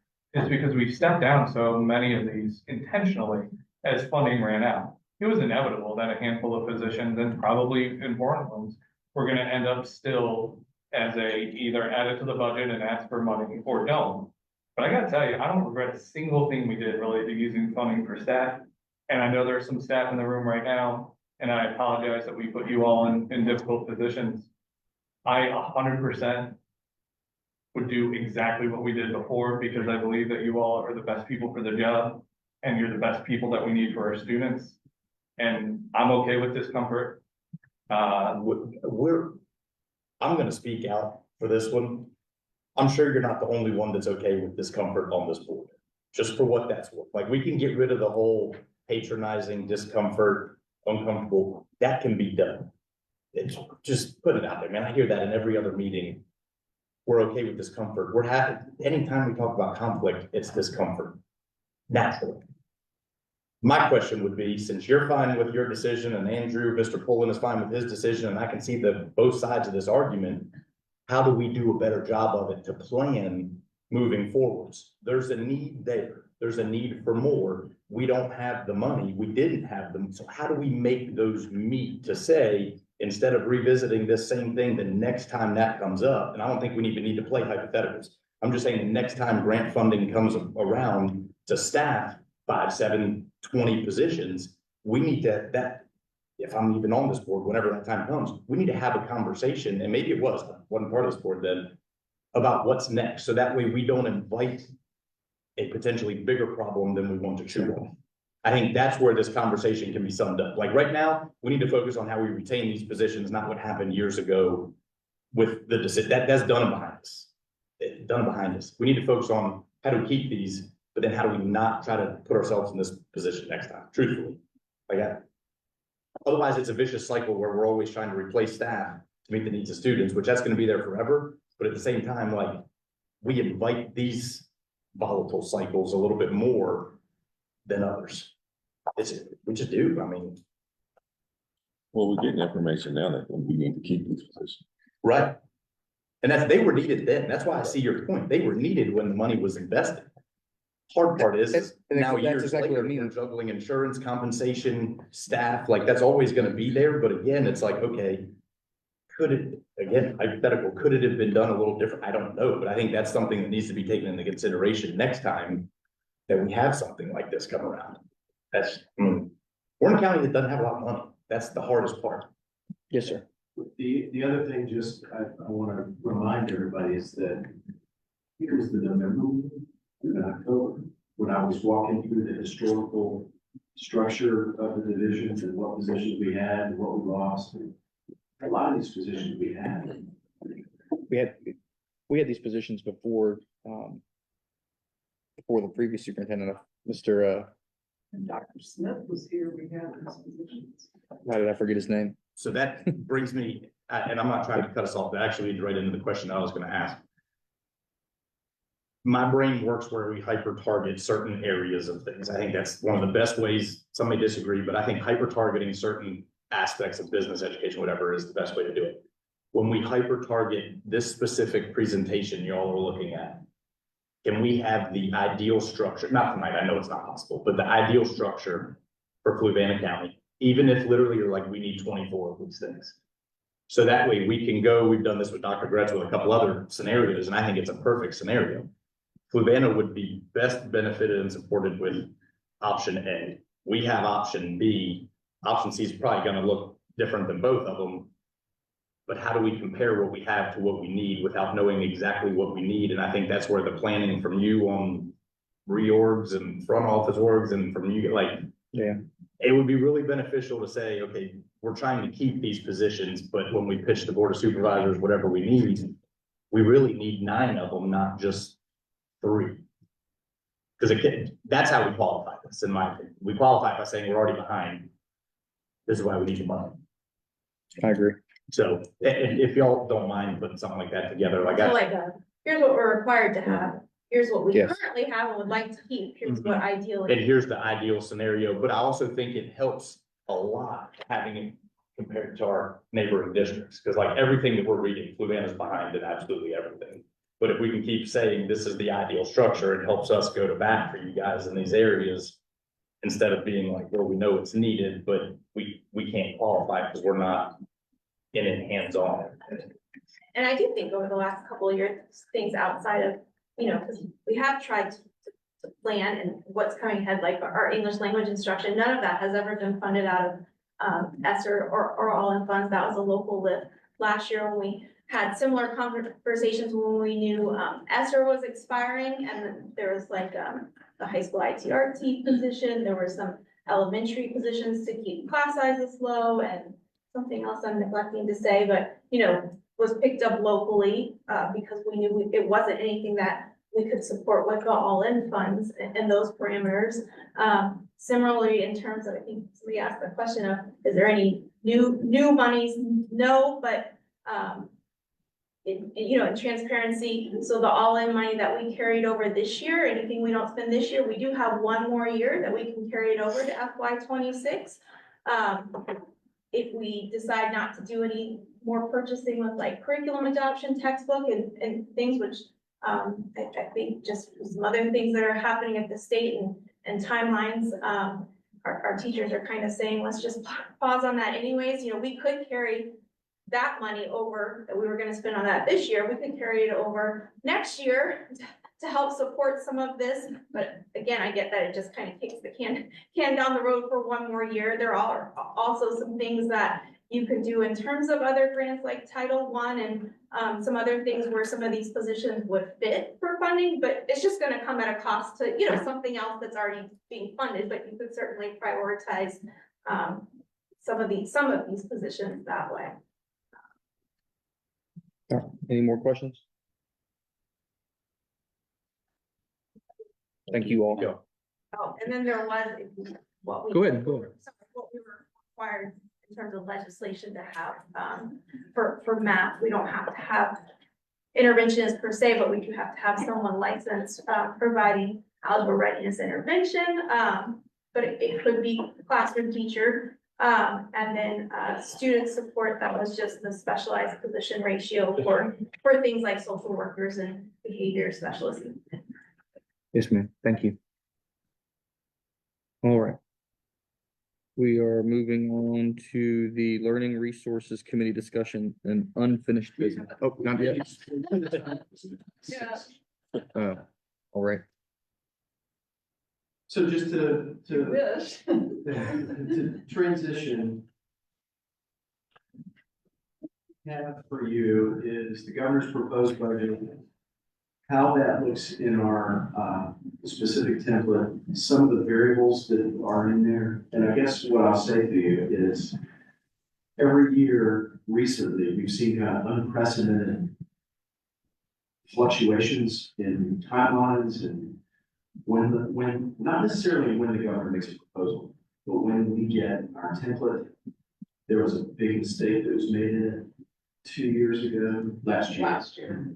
If you recall. And so this year, with new staff and how you made that mistake, and the new states are going to, they're very reticent to put something out, and make another mistake, totally understand. And by the same token, our ability to give you clear information is directly proportional to our ability to get our hands on that data. So, and the other thing I'll say is, I just think that what we've seen the last few years are significant disparities between what the General Assembly ultimately does, what the Senate proposes, what the House proposes from. So really wild disparities in what's presented in December and what we use as a basis to build the budget. And then what we ultimately end up with.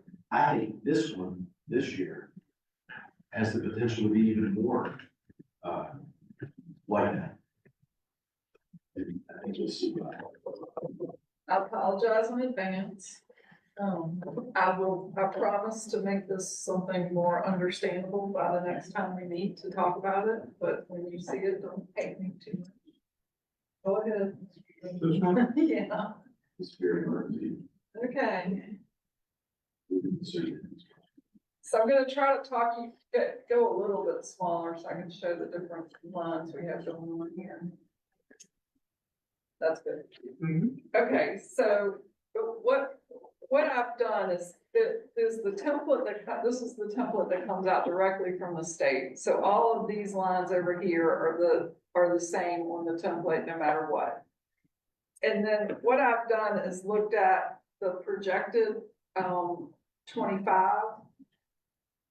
The projected enrollment there was 3,300. That's what we had in there. And this is what the General Assembly approved back in May when they finally did a budget. So this was the budget we were operating off of. Remember, we're in the second year of the biennium. So when they release the new budget, they don't just release one for 26. They revise 25 and then do a new one for 26. So over here in this column is the governor's proposed 25 budget. So you can kind of see there what he proposed compared to what the General Assembly had in their budget in May. And then this column is the difference between those two. So I've gone through each line and looked at which lines are plus and which ones are minus. The biggest change on this one is a reduction in Governor School. It's about $150,000 reduction to Governor School. That's likely partly due to the enrollment in Governor School. Because what they look at is how many kids you projected to have in Governor School and how many kids are actually there. And so that might be that is. And the other thing to remember there is that that's not our money. So what we'll do in our budget is that actually happens, we'll reduce the expenditure authority for Governor School.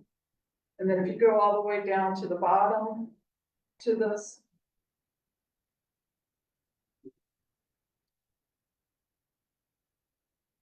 And then if you look at the bottom there, it's about a $250,000 difference between what the General Assembly told us they were going to give us in May and what the governor is proposing that we actually get at the end of the year. Decrease of 250. And again, 150,000 of that is related to Governor School. Part of that decrease is also in Virginia preschool. So it could be we have fewer students there than we had budgeted originally. Governor preschool, yeah. Are we below the cap? Yeah. Yeah, so that's that's partly what that is. So we go back up to the top, we start looking at 26. And one of the things we heard, Dr. Gretz and I were at a conference virtually Monday and Tuesday that only dealt with school finance. So that was the big part of what we were taking a look at there. And one of the big things we heard, they had a couple of General Assembly members come in and speak. And they said, well, technically we have a budget. And so we can just keep the one we have. We don't have to change anything. So even though the governor proposed this budget, they could go back and say, no, we don't want to change anything. And this is what we're doing. Now, he has to still sign off on it. And I'm sure that I've never seen that actually happen. So I don't think it's going to happen, but it could. Still, And well, just the General Assembly saying, we're not going to change it, and they don't change anything. They never do that. They always change it. they could not reach agreement. Yeah, that they could do. And we have seen them do that. So one of the big things that's going to impact us in 26, that's also impacting us in 25, is the change in our enrollment. So we had projected 3,300, we're running around 3,250 right now, I think. So that drops that enrollment, and I did some math on that. I think it's about $7,000 per kid that you lose in state money when that happens. One of the things to understand is it's not a straight dollar for dollar. So some of these lines are impacted by your enrollment, and others of them are fixed costs that don't change by the enrollment. A good example of that is the money we get for technology, the BPSA money. That's just set dollar amount by the number of schools we have. It's got nothing to do with how many kids are in the school. Technically, if you have one kid in the school, you'd still get that same amount of money. So some of that doesn't change, but other parts of it do. And you can kind of see that where that really starts to impact us is on basic aid, because it drops basic aid and sales tax typically. The thing that we're hearing in the conference, in the last couple of days, which I think is pretty much the same thing we've heard for the last 3 years, is there is this huge surplus in revenue for the state. And they're reluctant to spend that revenue because they're saying that, well, the economy could tank, and then what are we gonna do? We don't have this revenue. And so they're really kind of putting a lot of that revenue, when they're spending it, into one-time fixed cost and not into personnel. So that's one of the things we're hearing. And what's not in this template that's planned is additional school construction dollars that schools can apply for if they want to build schools or make modifications to schools. I will say one of the big things with that money is there are certain things you cannot do with that school construction money. One of them is paving, like you can't do any kind of paving. You also can't do anything with athletic facilities. It has to strictly be something for schools. I'm kind of all over the place, and I apologize for that. But when you go down to the bottom of this spreadsheet for what we're looking at for 26, we had projected state revenue this year of $30,750,000. We're going to have less than that because of the enrollment. Part of that did include monies that we had for all in that were not in the template. Like Ms. Sora said, there's a possibility we could carry over about $360,000 of that into next year. But as it stands right now, this would be about $560,000 less than what we got this year in state revenue, just right off the bat. The other piece of that is there is a 3% salary increase in this budget. A 3% salary increase costs you around $1 million. I really can't explain it, but there's about $994,000 in here to cover a salary increase of 3%. So it is going to cover most of that cost. The problem is you have to increase those salaries to have that funding. And so really what I'm saying to you is your budget's about 1.5 million to 2 million off of where you're going to be because of that salary increase that you have to do to meet this. Does that make sense? Yes. Probably You not. net a 3% increase, but it's a wash in terms of Right, so are you saying if we hold constant our existing spending levels, just do a 3% increase, or shy 1.5? Yes. And that's before we've really done a deep dive into federal funds. I don't anticipate much change there, but we did carry over some federal funds last year. So we're starting 1.5 million behind before we touch any of the stuff we talked about today. Before we touch insurance, before, the only thing that's included in that is a 3% increase. Yes. So those at home, that's the critical point.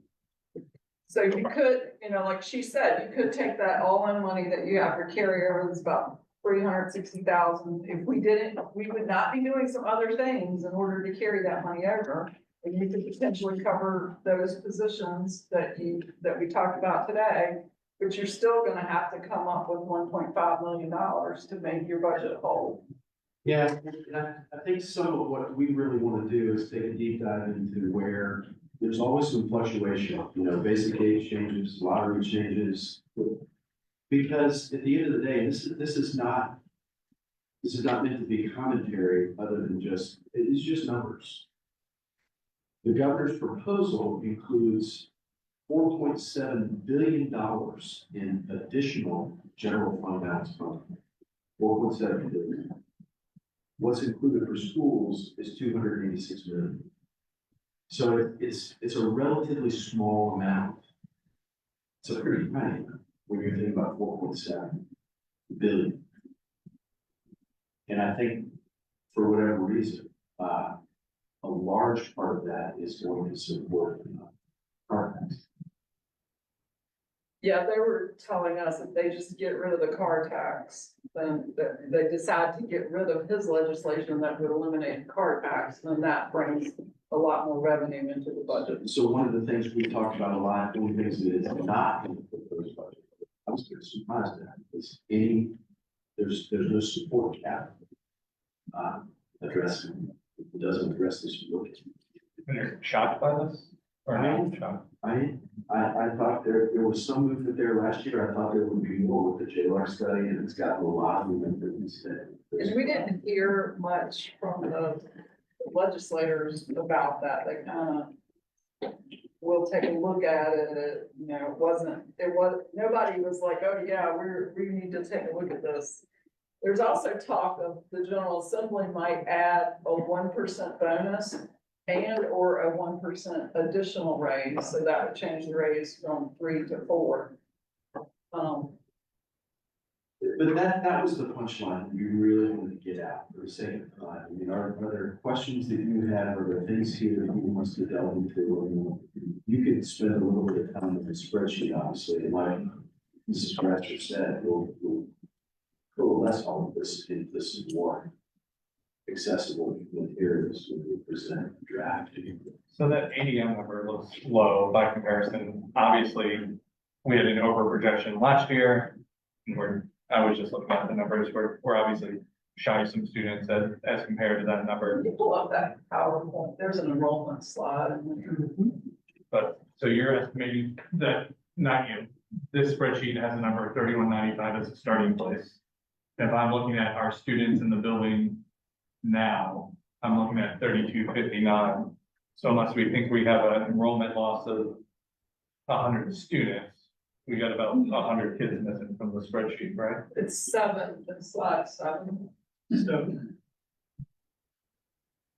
thankfully, you contracted to do an enrollment study, which could be very helpful. Yeah, I think that data will be important. So this is what I typically do, is I take what you've got in, what your actual kindergarten number is, and roll it up. And I'll be honest, on this one, we actually added 6 kids after I had done my roll up, so I could add 6 kids there. But typically we kind of just take it and roll it up, and I usually round, I don't, do 0.5 kids or 52 or whatever. The pattern, the thing that's difficult, there's 2 things that are very difficult for me about this, because I'm looking at this for a pretty historic period of time. But what I used to see is around eighth grade or ninth grade, you'd actually see an uptick in students. What we saw this past year is more students going homeschooling, specifically doing virtual school. Now, we talked about that today. I don't know if that pattern's gonna continue. I don't know if, people had some really good success with virtual programming when we were out for COVID, and so they decided they wanted to continue it. Or if, people, the ones that are in school, middle school now are like, no, I want to come to school. I like, being here. I don't want to be virtual. I don't know what that's going to look like. That's a tough one because that's just a very recent phenomenon. The other thing that I have a difficult time putting my hand on is kindergarten. And that's always the case. We just never quite know what that kindergarten number is going to be. And, last year we had that big jump at kindergarten where we went from 215 to 246. And a lot of that was people were like, we had COVID. I'm just hanging my kid out one more year. I'm not going to send them to school yet. And so that's kind of where we saw that bump. And then I thought, well, we'll probably see a little bit of continuation with that bump this year when we did the projections. But now we're at 206 in kindergarten. So we went from 246 to 206. I'm estimating that we would be around 200, but it's really hard for me to say. I've looked at the live birth data, looked at the trend of what we've seen typically. We did see a bump the year Effort did something different with their school. And then we also had is it St. Chris? There was, for a short period of time, there was a Catholic school that was doing K-5, I think. Around 53, I think. You're talking about St. Peter Paul. St. Peter Paul, they had a little school that they did for a little while, Mary. but they got rid of it. And so the year those things closed, and we saw that bump there. So it's just hard for me to say, it's an estimate. I was telling Dr. Gretz earlier, I could probably round that number up a little bit. The danger you run into though is, like where we're sitting now, one of the things that I do that is going to be important for the next person to do is I'm monitoring the expenditure budget, but I'm also monitoring the revenue budget at the same time. And if you don't do those together, then that's when you get in trouble because with us, 50% of our revenue is state. And so if you're not watching things like your enrollment and those templates and making sure that they didn't change something around on you, then that's when you find that you have a shortfall. You're not over your expenditure authority, and technically you can do that. But then you'd have to go back to the county and say, oopsies, we need another $300,000 because we're not gonna get this revenue in. And legally, they have to provide you with those funds, but that's not the position that we want to be in, so. So you're saying you're looking for a retirement kick?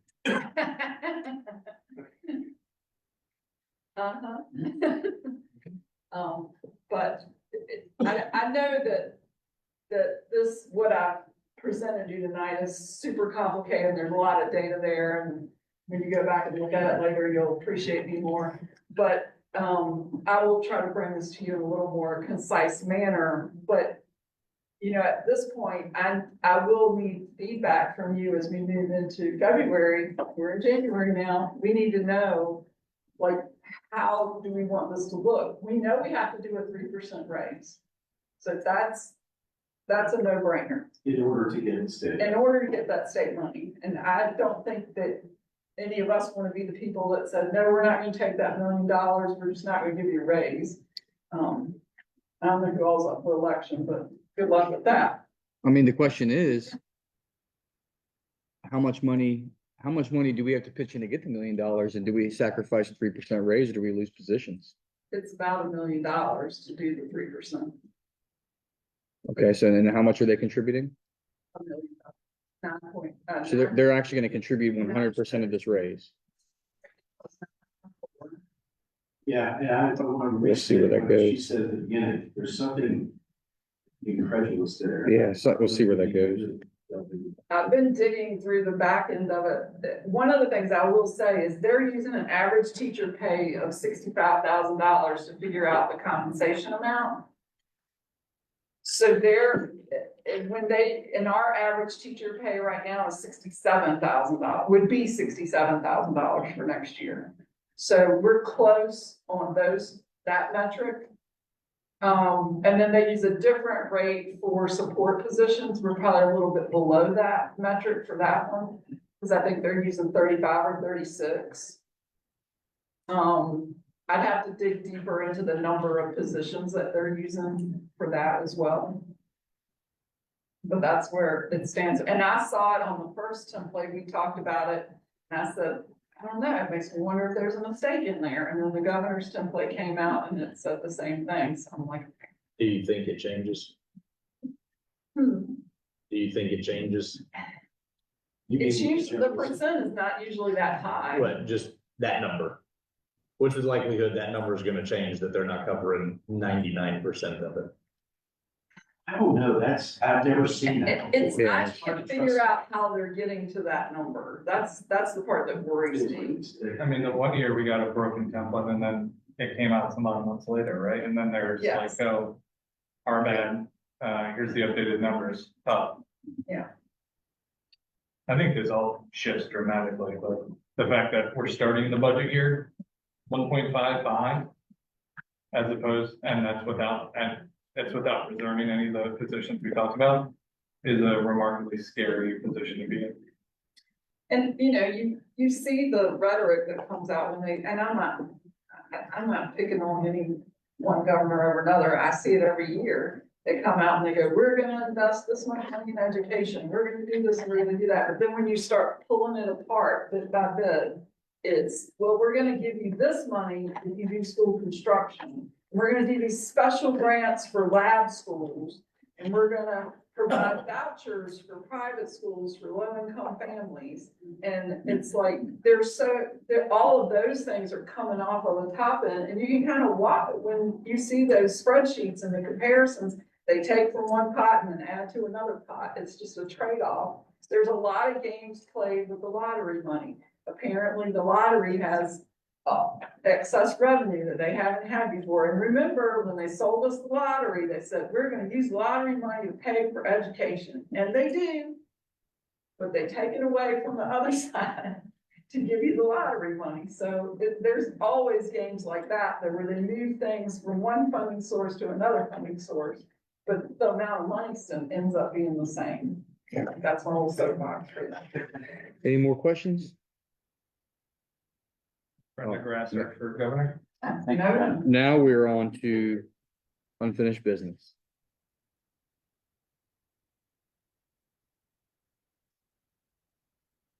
You want me to tee this up a little bit, or? That's fine. Sure. So, the Learning Resource Committee has completed its work. The board amended 2 policies. I'll just generalize last year, in order to create the committee to address the books in question. So they've completed their work. They've given some feedback. They've given some suggestions. There's been, I've had dialogue with community members about some of the decisions, or maybe one decision that has been made by the committee, and what avenues are available to have the board reconsider or consider those decisions that have been made. Just so you know, the way I have treated that in my communication, you have some policies that designate a process, and at the end of the process, your policy will say, this is final, it's not good. This policy is not. Now, it does not provide an approval process to anybody other than the complainant. Generally speaking, my disposition towards this, it doesn't provide a formal process, a form, an appeal per se. Anybody can appeal just about anything at any time. By talking to me about it, talking to the principal about it, by writing to the board. In this case, because this was a committee that was appointed by the board, created by a policy. my suggestion was that folks who want to have the board look at these decisions, either contact their individual board members and encourage them to process it however they choose. One way would be to add it to an agenda, to ask the agenda to be amended when it's being agreed upon, or to write to the entire board. I certainly can serve as a facilitator for that communication as well.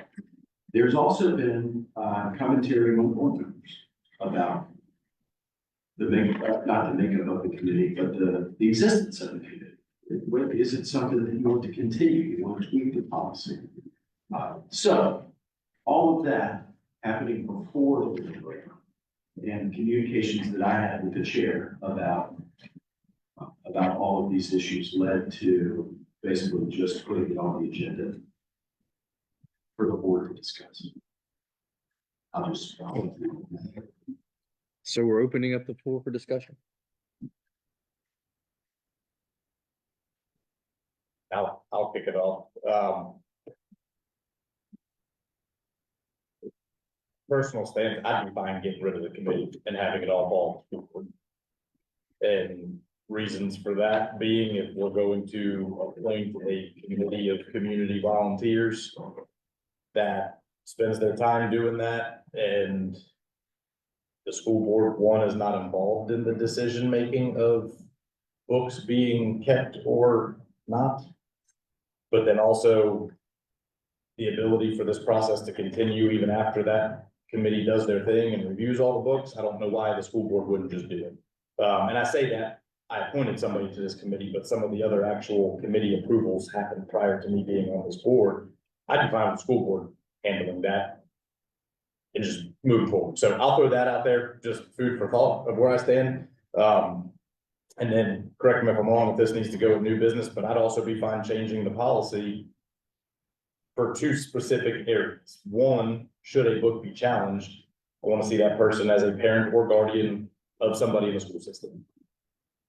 Somebody could move into this county tomorrow and challenge a book the day they get here. I don't think that's right. But two, I also believe that whoever challenges that should only challenge a book of the school that their child is in.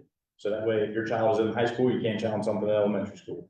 If you're in elementary school, you can't challenge something in high school, and make it very specific, to have skin in the game for this process to even unfold. That's just where my head's at around this. I personally don't see any value tonight. If you want to have at it, I'm probably just gonna stay quiet in that conversation, but talking about anything that's already been done, it's done, it's in the past. But these are areas, at least from my perspective, that I think we may be able to critique for anything moving forwards. Any other discussion? I think our committee had a number of notes as it relates to their recommendations and restructuring, and I think that's something that have been ill, hence the mask. So I didn't get a chance to refresh on those, but I think that we should read and consider them. They put in the time to do the work, and I think that having those and having a discussion about the changes or modifications. I mean, the other bit, you know, I was mixed on whether or not to have a committee at all. I think that the process itself remains broken. The notion that some rando can pull 15 books off a list off the internet, not read any of them, and spit up a bunch of people who are professionals and have other jobs to do to review the content is honestly kind of laughable. I think it's, I think we need to close some of those problems in that, if you're gonna challenge a book, maybe you should have read it, honestly. And 15 off the list on the internet, it's bananas nonsense. It just is.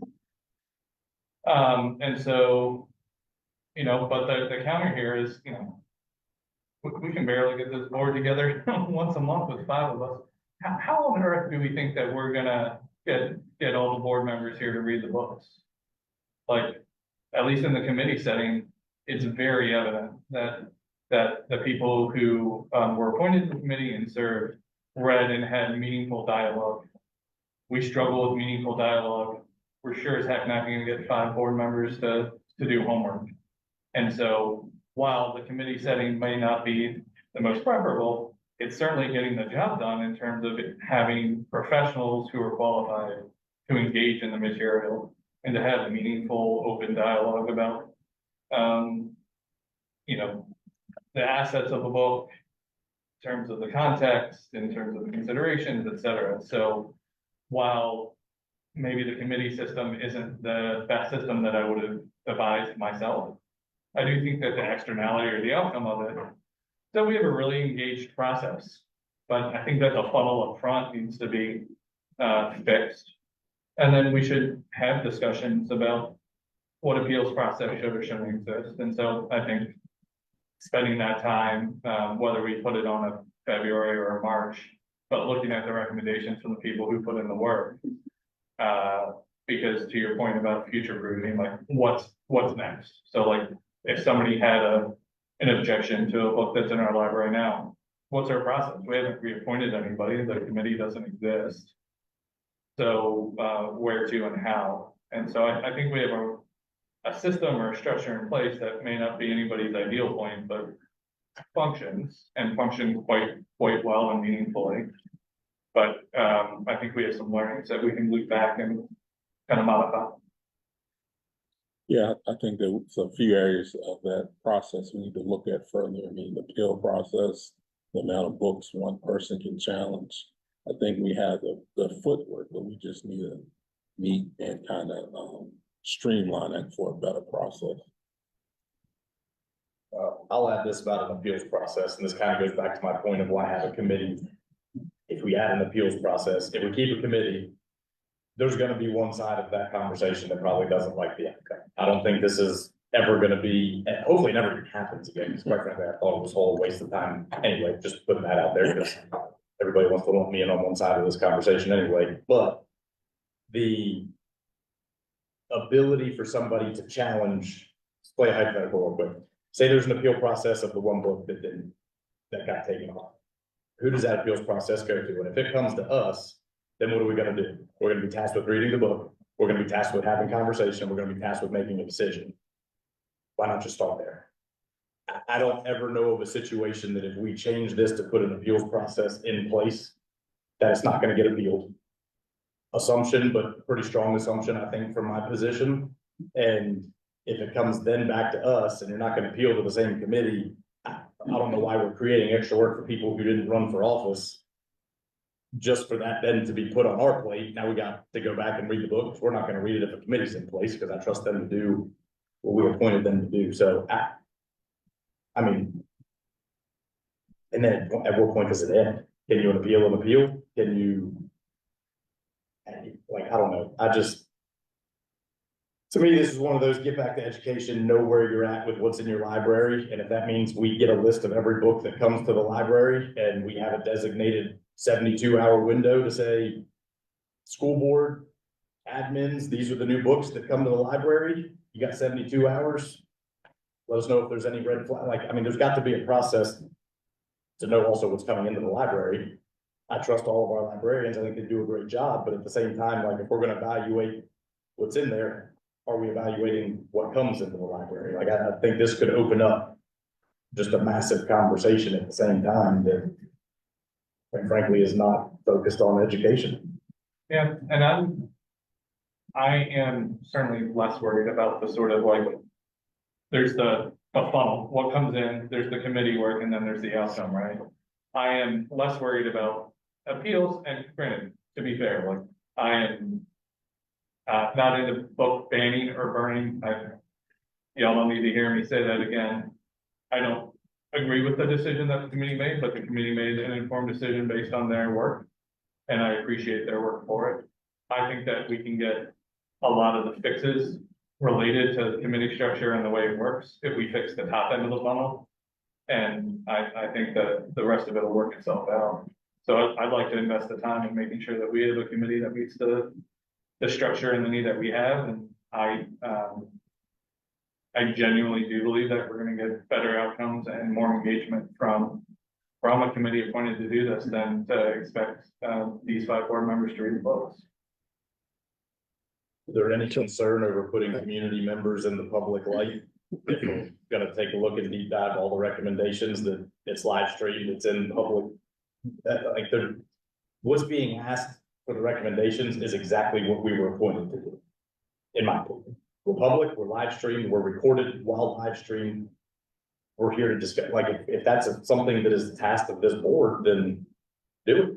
Like, that's how I look at it. I mean, I would just struggle if we fix top end, but then also give another way for this to continue when it comes to us anyway. I don't know if that would happen, but that's kind of where this conversation, I think, leads. With an appeals process, it's gotta go to somebody higher than that group that just did it. I mean, Right, and I'm saying like, I'm fine foregoing the notion of appeals process on the back end potentially, like we should talk about the processes. But I don't think it's also uncommon for even at the board of supervisor level to have subcommittees that do work that's in the public eye. Because these things happen in the public space. And so I don't believe that it's problematic to have it play out in public, because it should.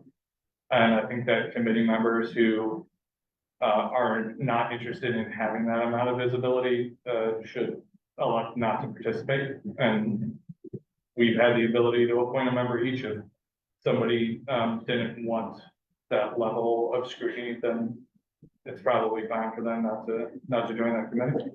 Yeah, I thought at first we originally said that after a year, we was gonna revisit who we appointed. So I think we're almost at that time to. Oh, it was revisit. January. Yeah, so- so we're at that time to revisit. So I guess the question is, Charles, you have any comments? I think the Learning Resource Committee is, I think it's all right. I think we need a guideline for what's appropriate for certain age groups. That's my opinion. And yeah, where does the appeal go to? I don't know that. So I guess the question is, from here, where do you all want to go? Obviously, we're in January. I don't disagree with any. I think we should convene with the committee and trust the staff that's on the committee and the members of the community that's on the Learning Resource Committee. So we have three members. Three members, I'm assuming, want to stick with the committee and reappoint people to the committee. Is that what I'm hearing? Not necessarily reappoint, I guess, see if your person you're appointing is Wants to okay continue. with it, how it's panning out. I would like to see in the February meeting the policies with the red lines that we changed. I'd like to see the recommendation, I'd like to have, and it's our job to reinform ourselves, the recommendations of the committee. And then make the modifications to whatever committee structure we have before we reappoint anyone to it. And so that'll give us a chance to do things like figure out what the appropriate max number of books an individual can challenge. And then I'm empathetic towards Mr. Reed's point about sort of having skin in the game, if you will, meaning that in order to challenge a book, maybe you need to be a parent of a student in a given building, et cetera, et cetera.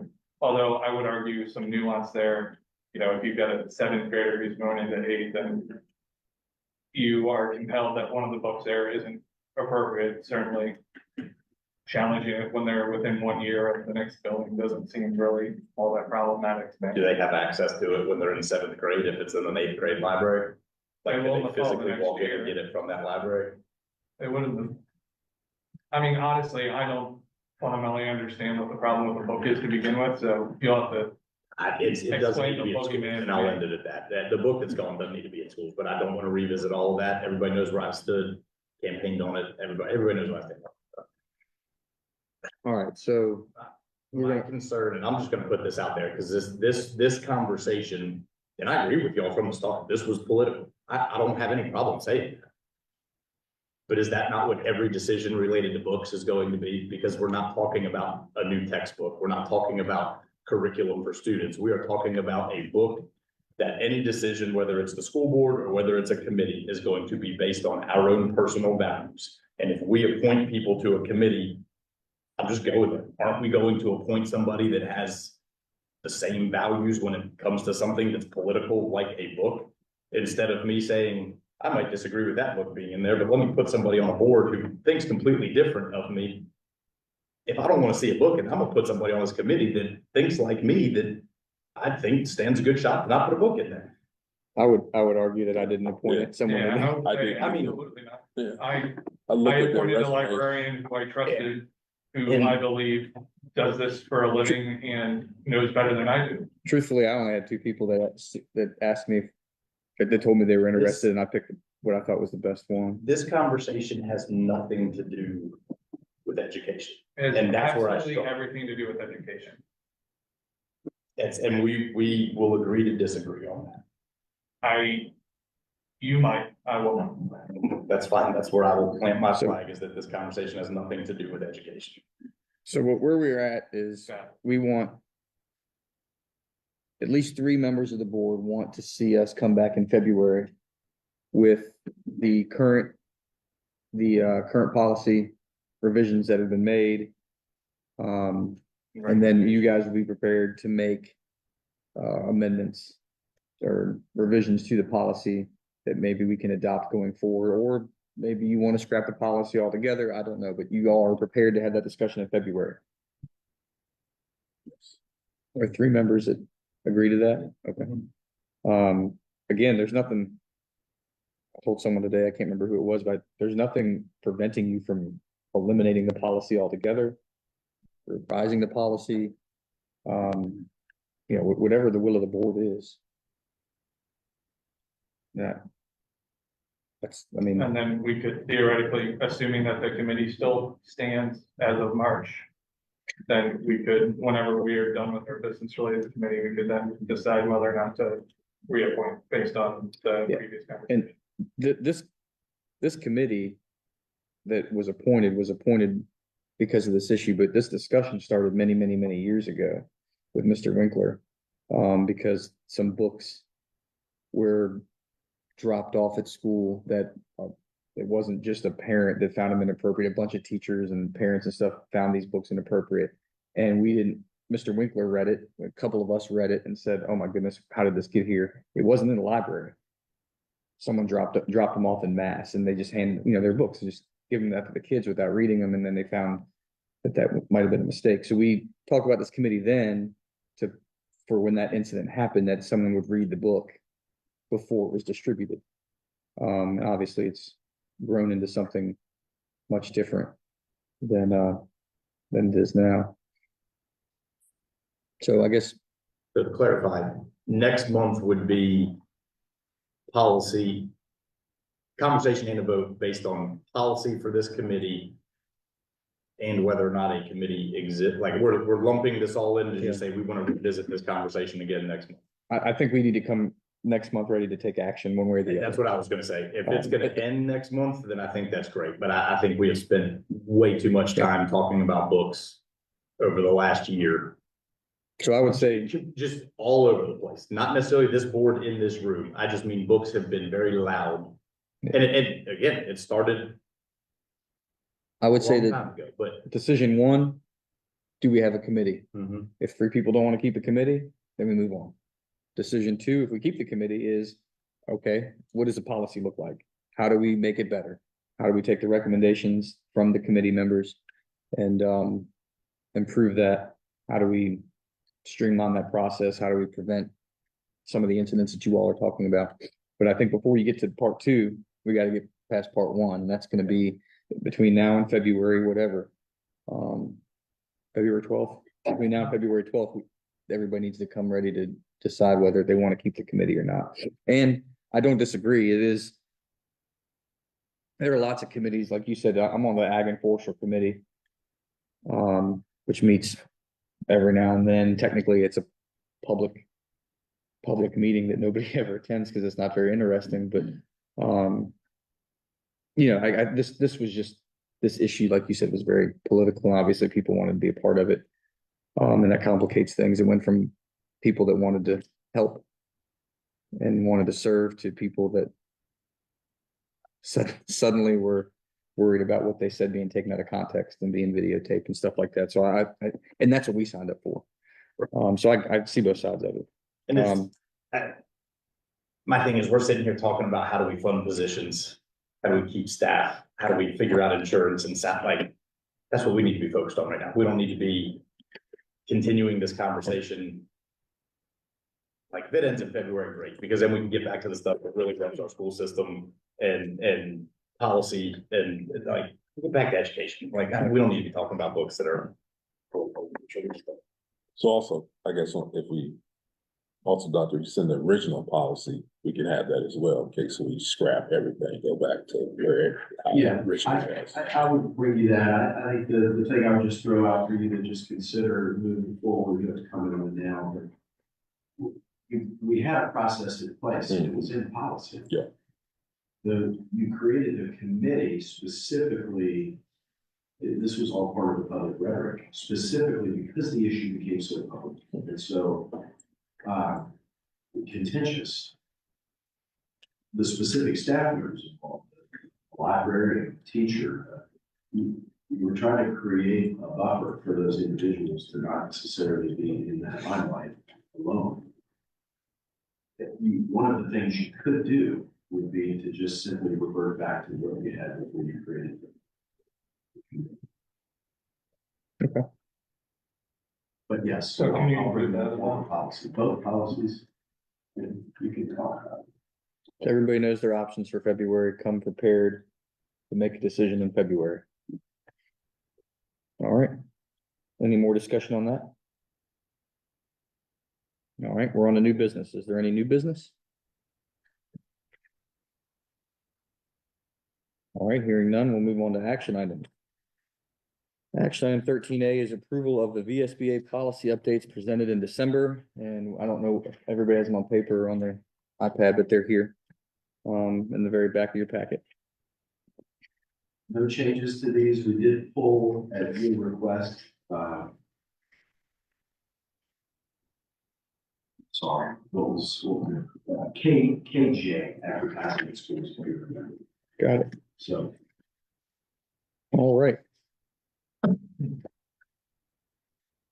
am willing to entertain a motion on 13A. I move that we approve the VSBA policy updates presented in December. I'll second that. All right, we have a motion and a second to approve the VSBA policy updates. Any discussion? Hearing none, those in favor of approving the VSBA policy updates, please say aye. Aye. Any opposed? Chair votes aye, they are approved. All right. Moving on to the January seminar date. In order to discuss it, we need a motion, so. I move that we set a January seminar date to be revised with a place. Yeah. Is that good enough? Yeah. I have to imagine that, like, I have a motion to hold a seminar. in hold a January. January seminar date. Do I have a second? A second. All right, we have a motion and a second to hold a January seminar date. And we can now have some discussion on that. I'm looking at my calendar as we speak. Today is the 8th. there's a presentation scheduled for early in February. Mhm. The key for this is to have this fall at a time when you can make necessary revisions prior to that.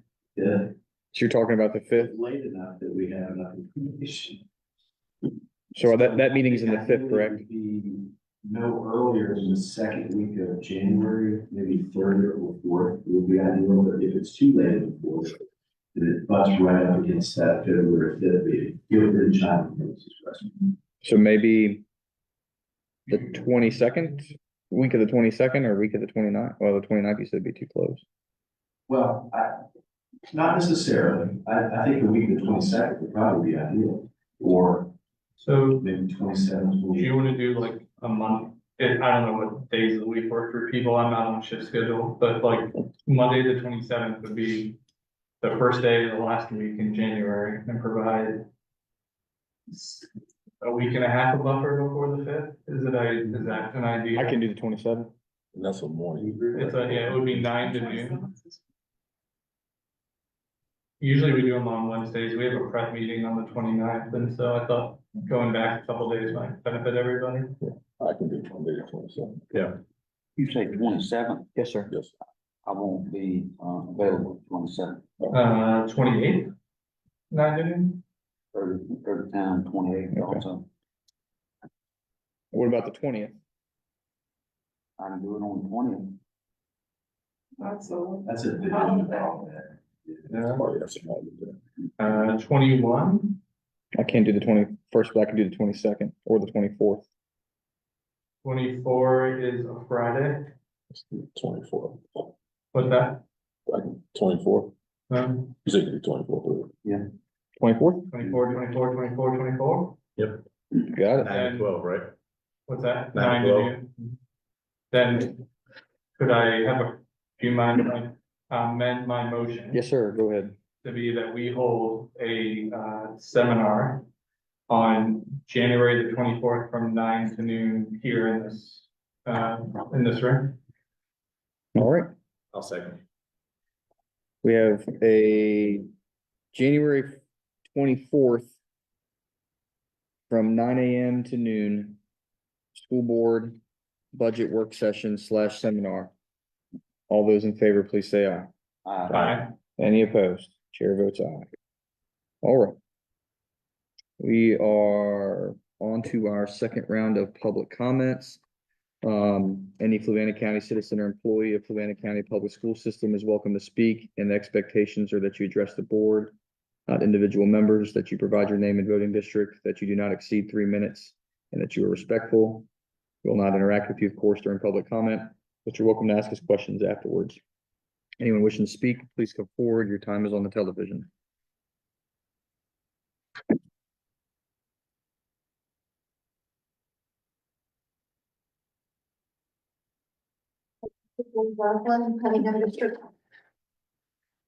Mr. Reed literally just said, let's get back to focusing on education and not worry about books. Do you realize how absurd that sounds? I'm gonna let that sink in for a minute. And you also said, Dr. Gretz, that the people can write their representative to complain about the issues with the book committee. I've tried that. I can't. I have literally emailed my representative numerous times. Out of probably at least 6 or 8 times that I have emailed my representative, I have gotten one reply back. And I will quote this reply as, I really don't care for emails or texts. That is from my Cunningham representative, Mr. Rittenhouse. How are we supposed to communicate with our representatives when they do not email us back? The most emails I get back are from Mr. Reed, who is Fork Union. So how are we supposed to communicate with you when you don't email us back? This is our issue. So at least my issue personally. So thank you very much. All right, anyone else wishing to speak?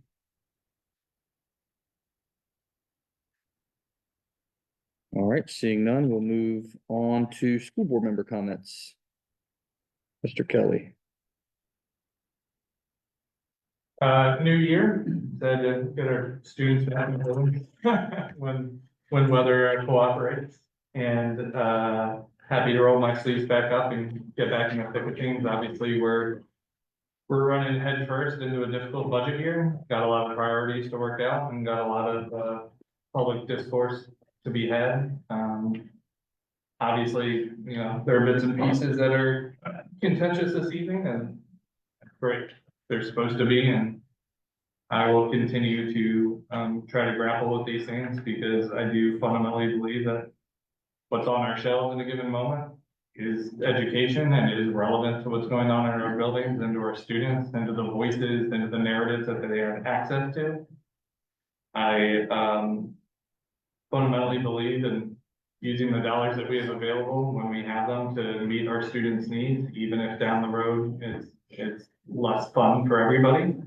There are certainly ways we can improve process, but you know, ultimately, if our North Star is focused on student outcomes, then I fundamentally believe that we'll find the right process. And I look forward to working with this board this year to make sure that we can continue to push forward, that we can continue to have the staff and the resources and the literature and the books in place that help our students flourish. Because ultimately, education is all encompassing, and we're responsible for our students and what comes next when they leave our buildings. And so I am optimistic about 2025, and I'm confident I will see you a great number of times throughout this budget year. So thanks to those who attended and presented, and thanks to those watching at home, because we had a long budget season and a long school year ahead of us. Thank you. Mr. Rittenhouse? Yes, I want to thank Ms. Grasser and Ms. Suarez for the information they presented to us tonight, and I know y'all put a lot of work in it. We have a lot to thank Brady and deal with, in the next month or so, Ms. Jocelyn is right. I don't email back to people. If I email everybody, I don't have time to do all that. I work, I still work for a living, and I don't look at my computer 24/7. But you're right, I should respond more than I do. Same thing that Robert from Fork Union, I don't speak enough. I listen a lot, but I don't speak, just not the way I've been. I've been shy most of my life, and unusual for me to be up here on this board speaking. But that's all. Thank you. Mr. Key? Yes, I'm also excited about the school year. Thanks, Ms. Sawyer, Ms. Grasser for the information. Just one quick comment. Kids been out. I've seen a lot of kids in the community doing good work, going around shoveling people driveways and doing all that stuff. So that's the reason why I'm on this board, is the proud work that we can have in our community. It's awesome seeing kids out there helping their neighbors out. Mr. Reed? Thank you to everybody for coming out tonight.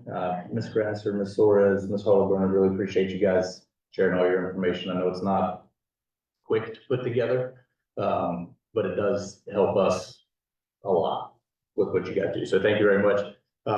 Looking forward to being in the schools and having a good year. All right. I will accept a motion to adjourn. Excuse me. I'll make a motion to adjourn. I'll second. All right, a motion and a second to adjourn the meeting. Any discussion?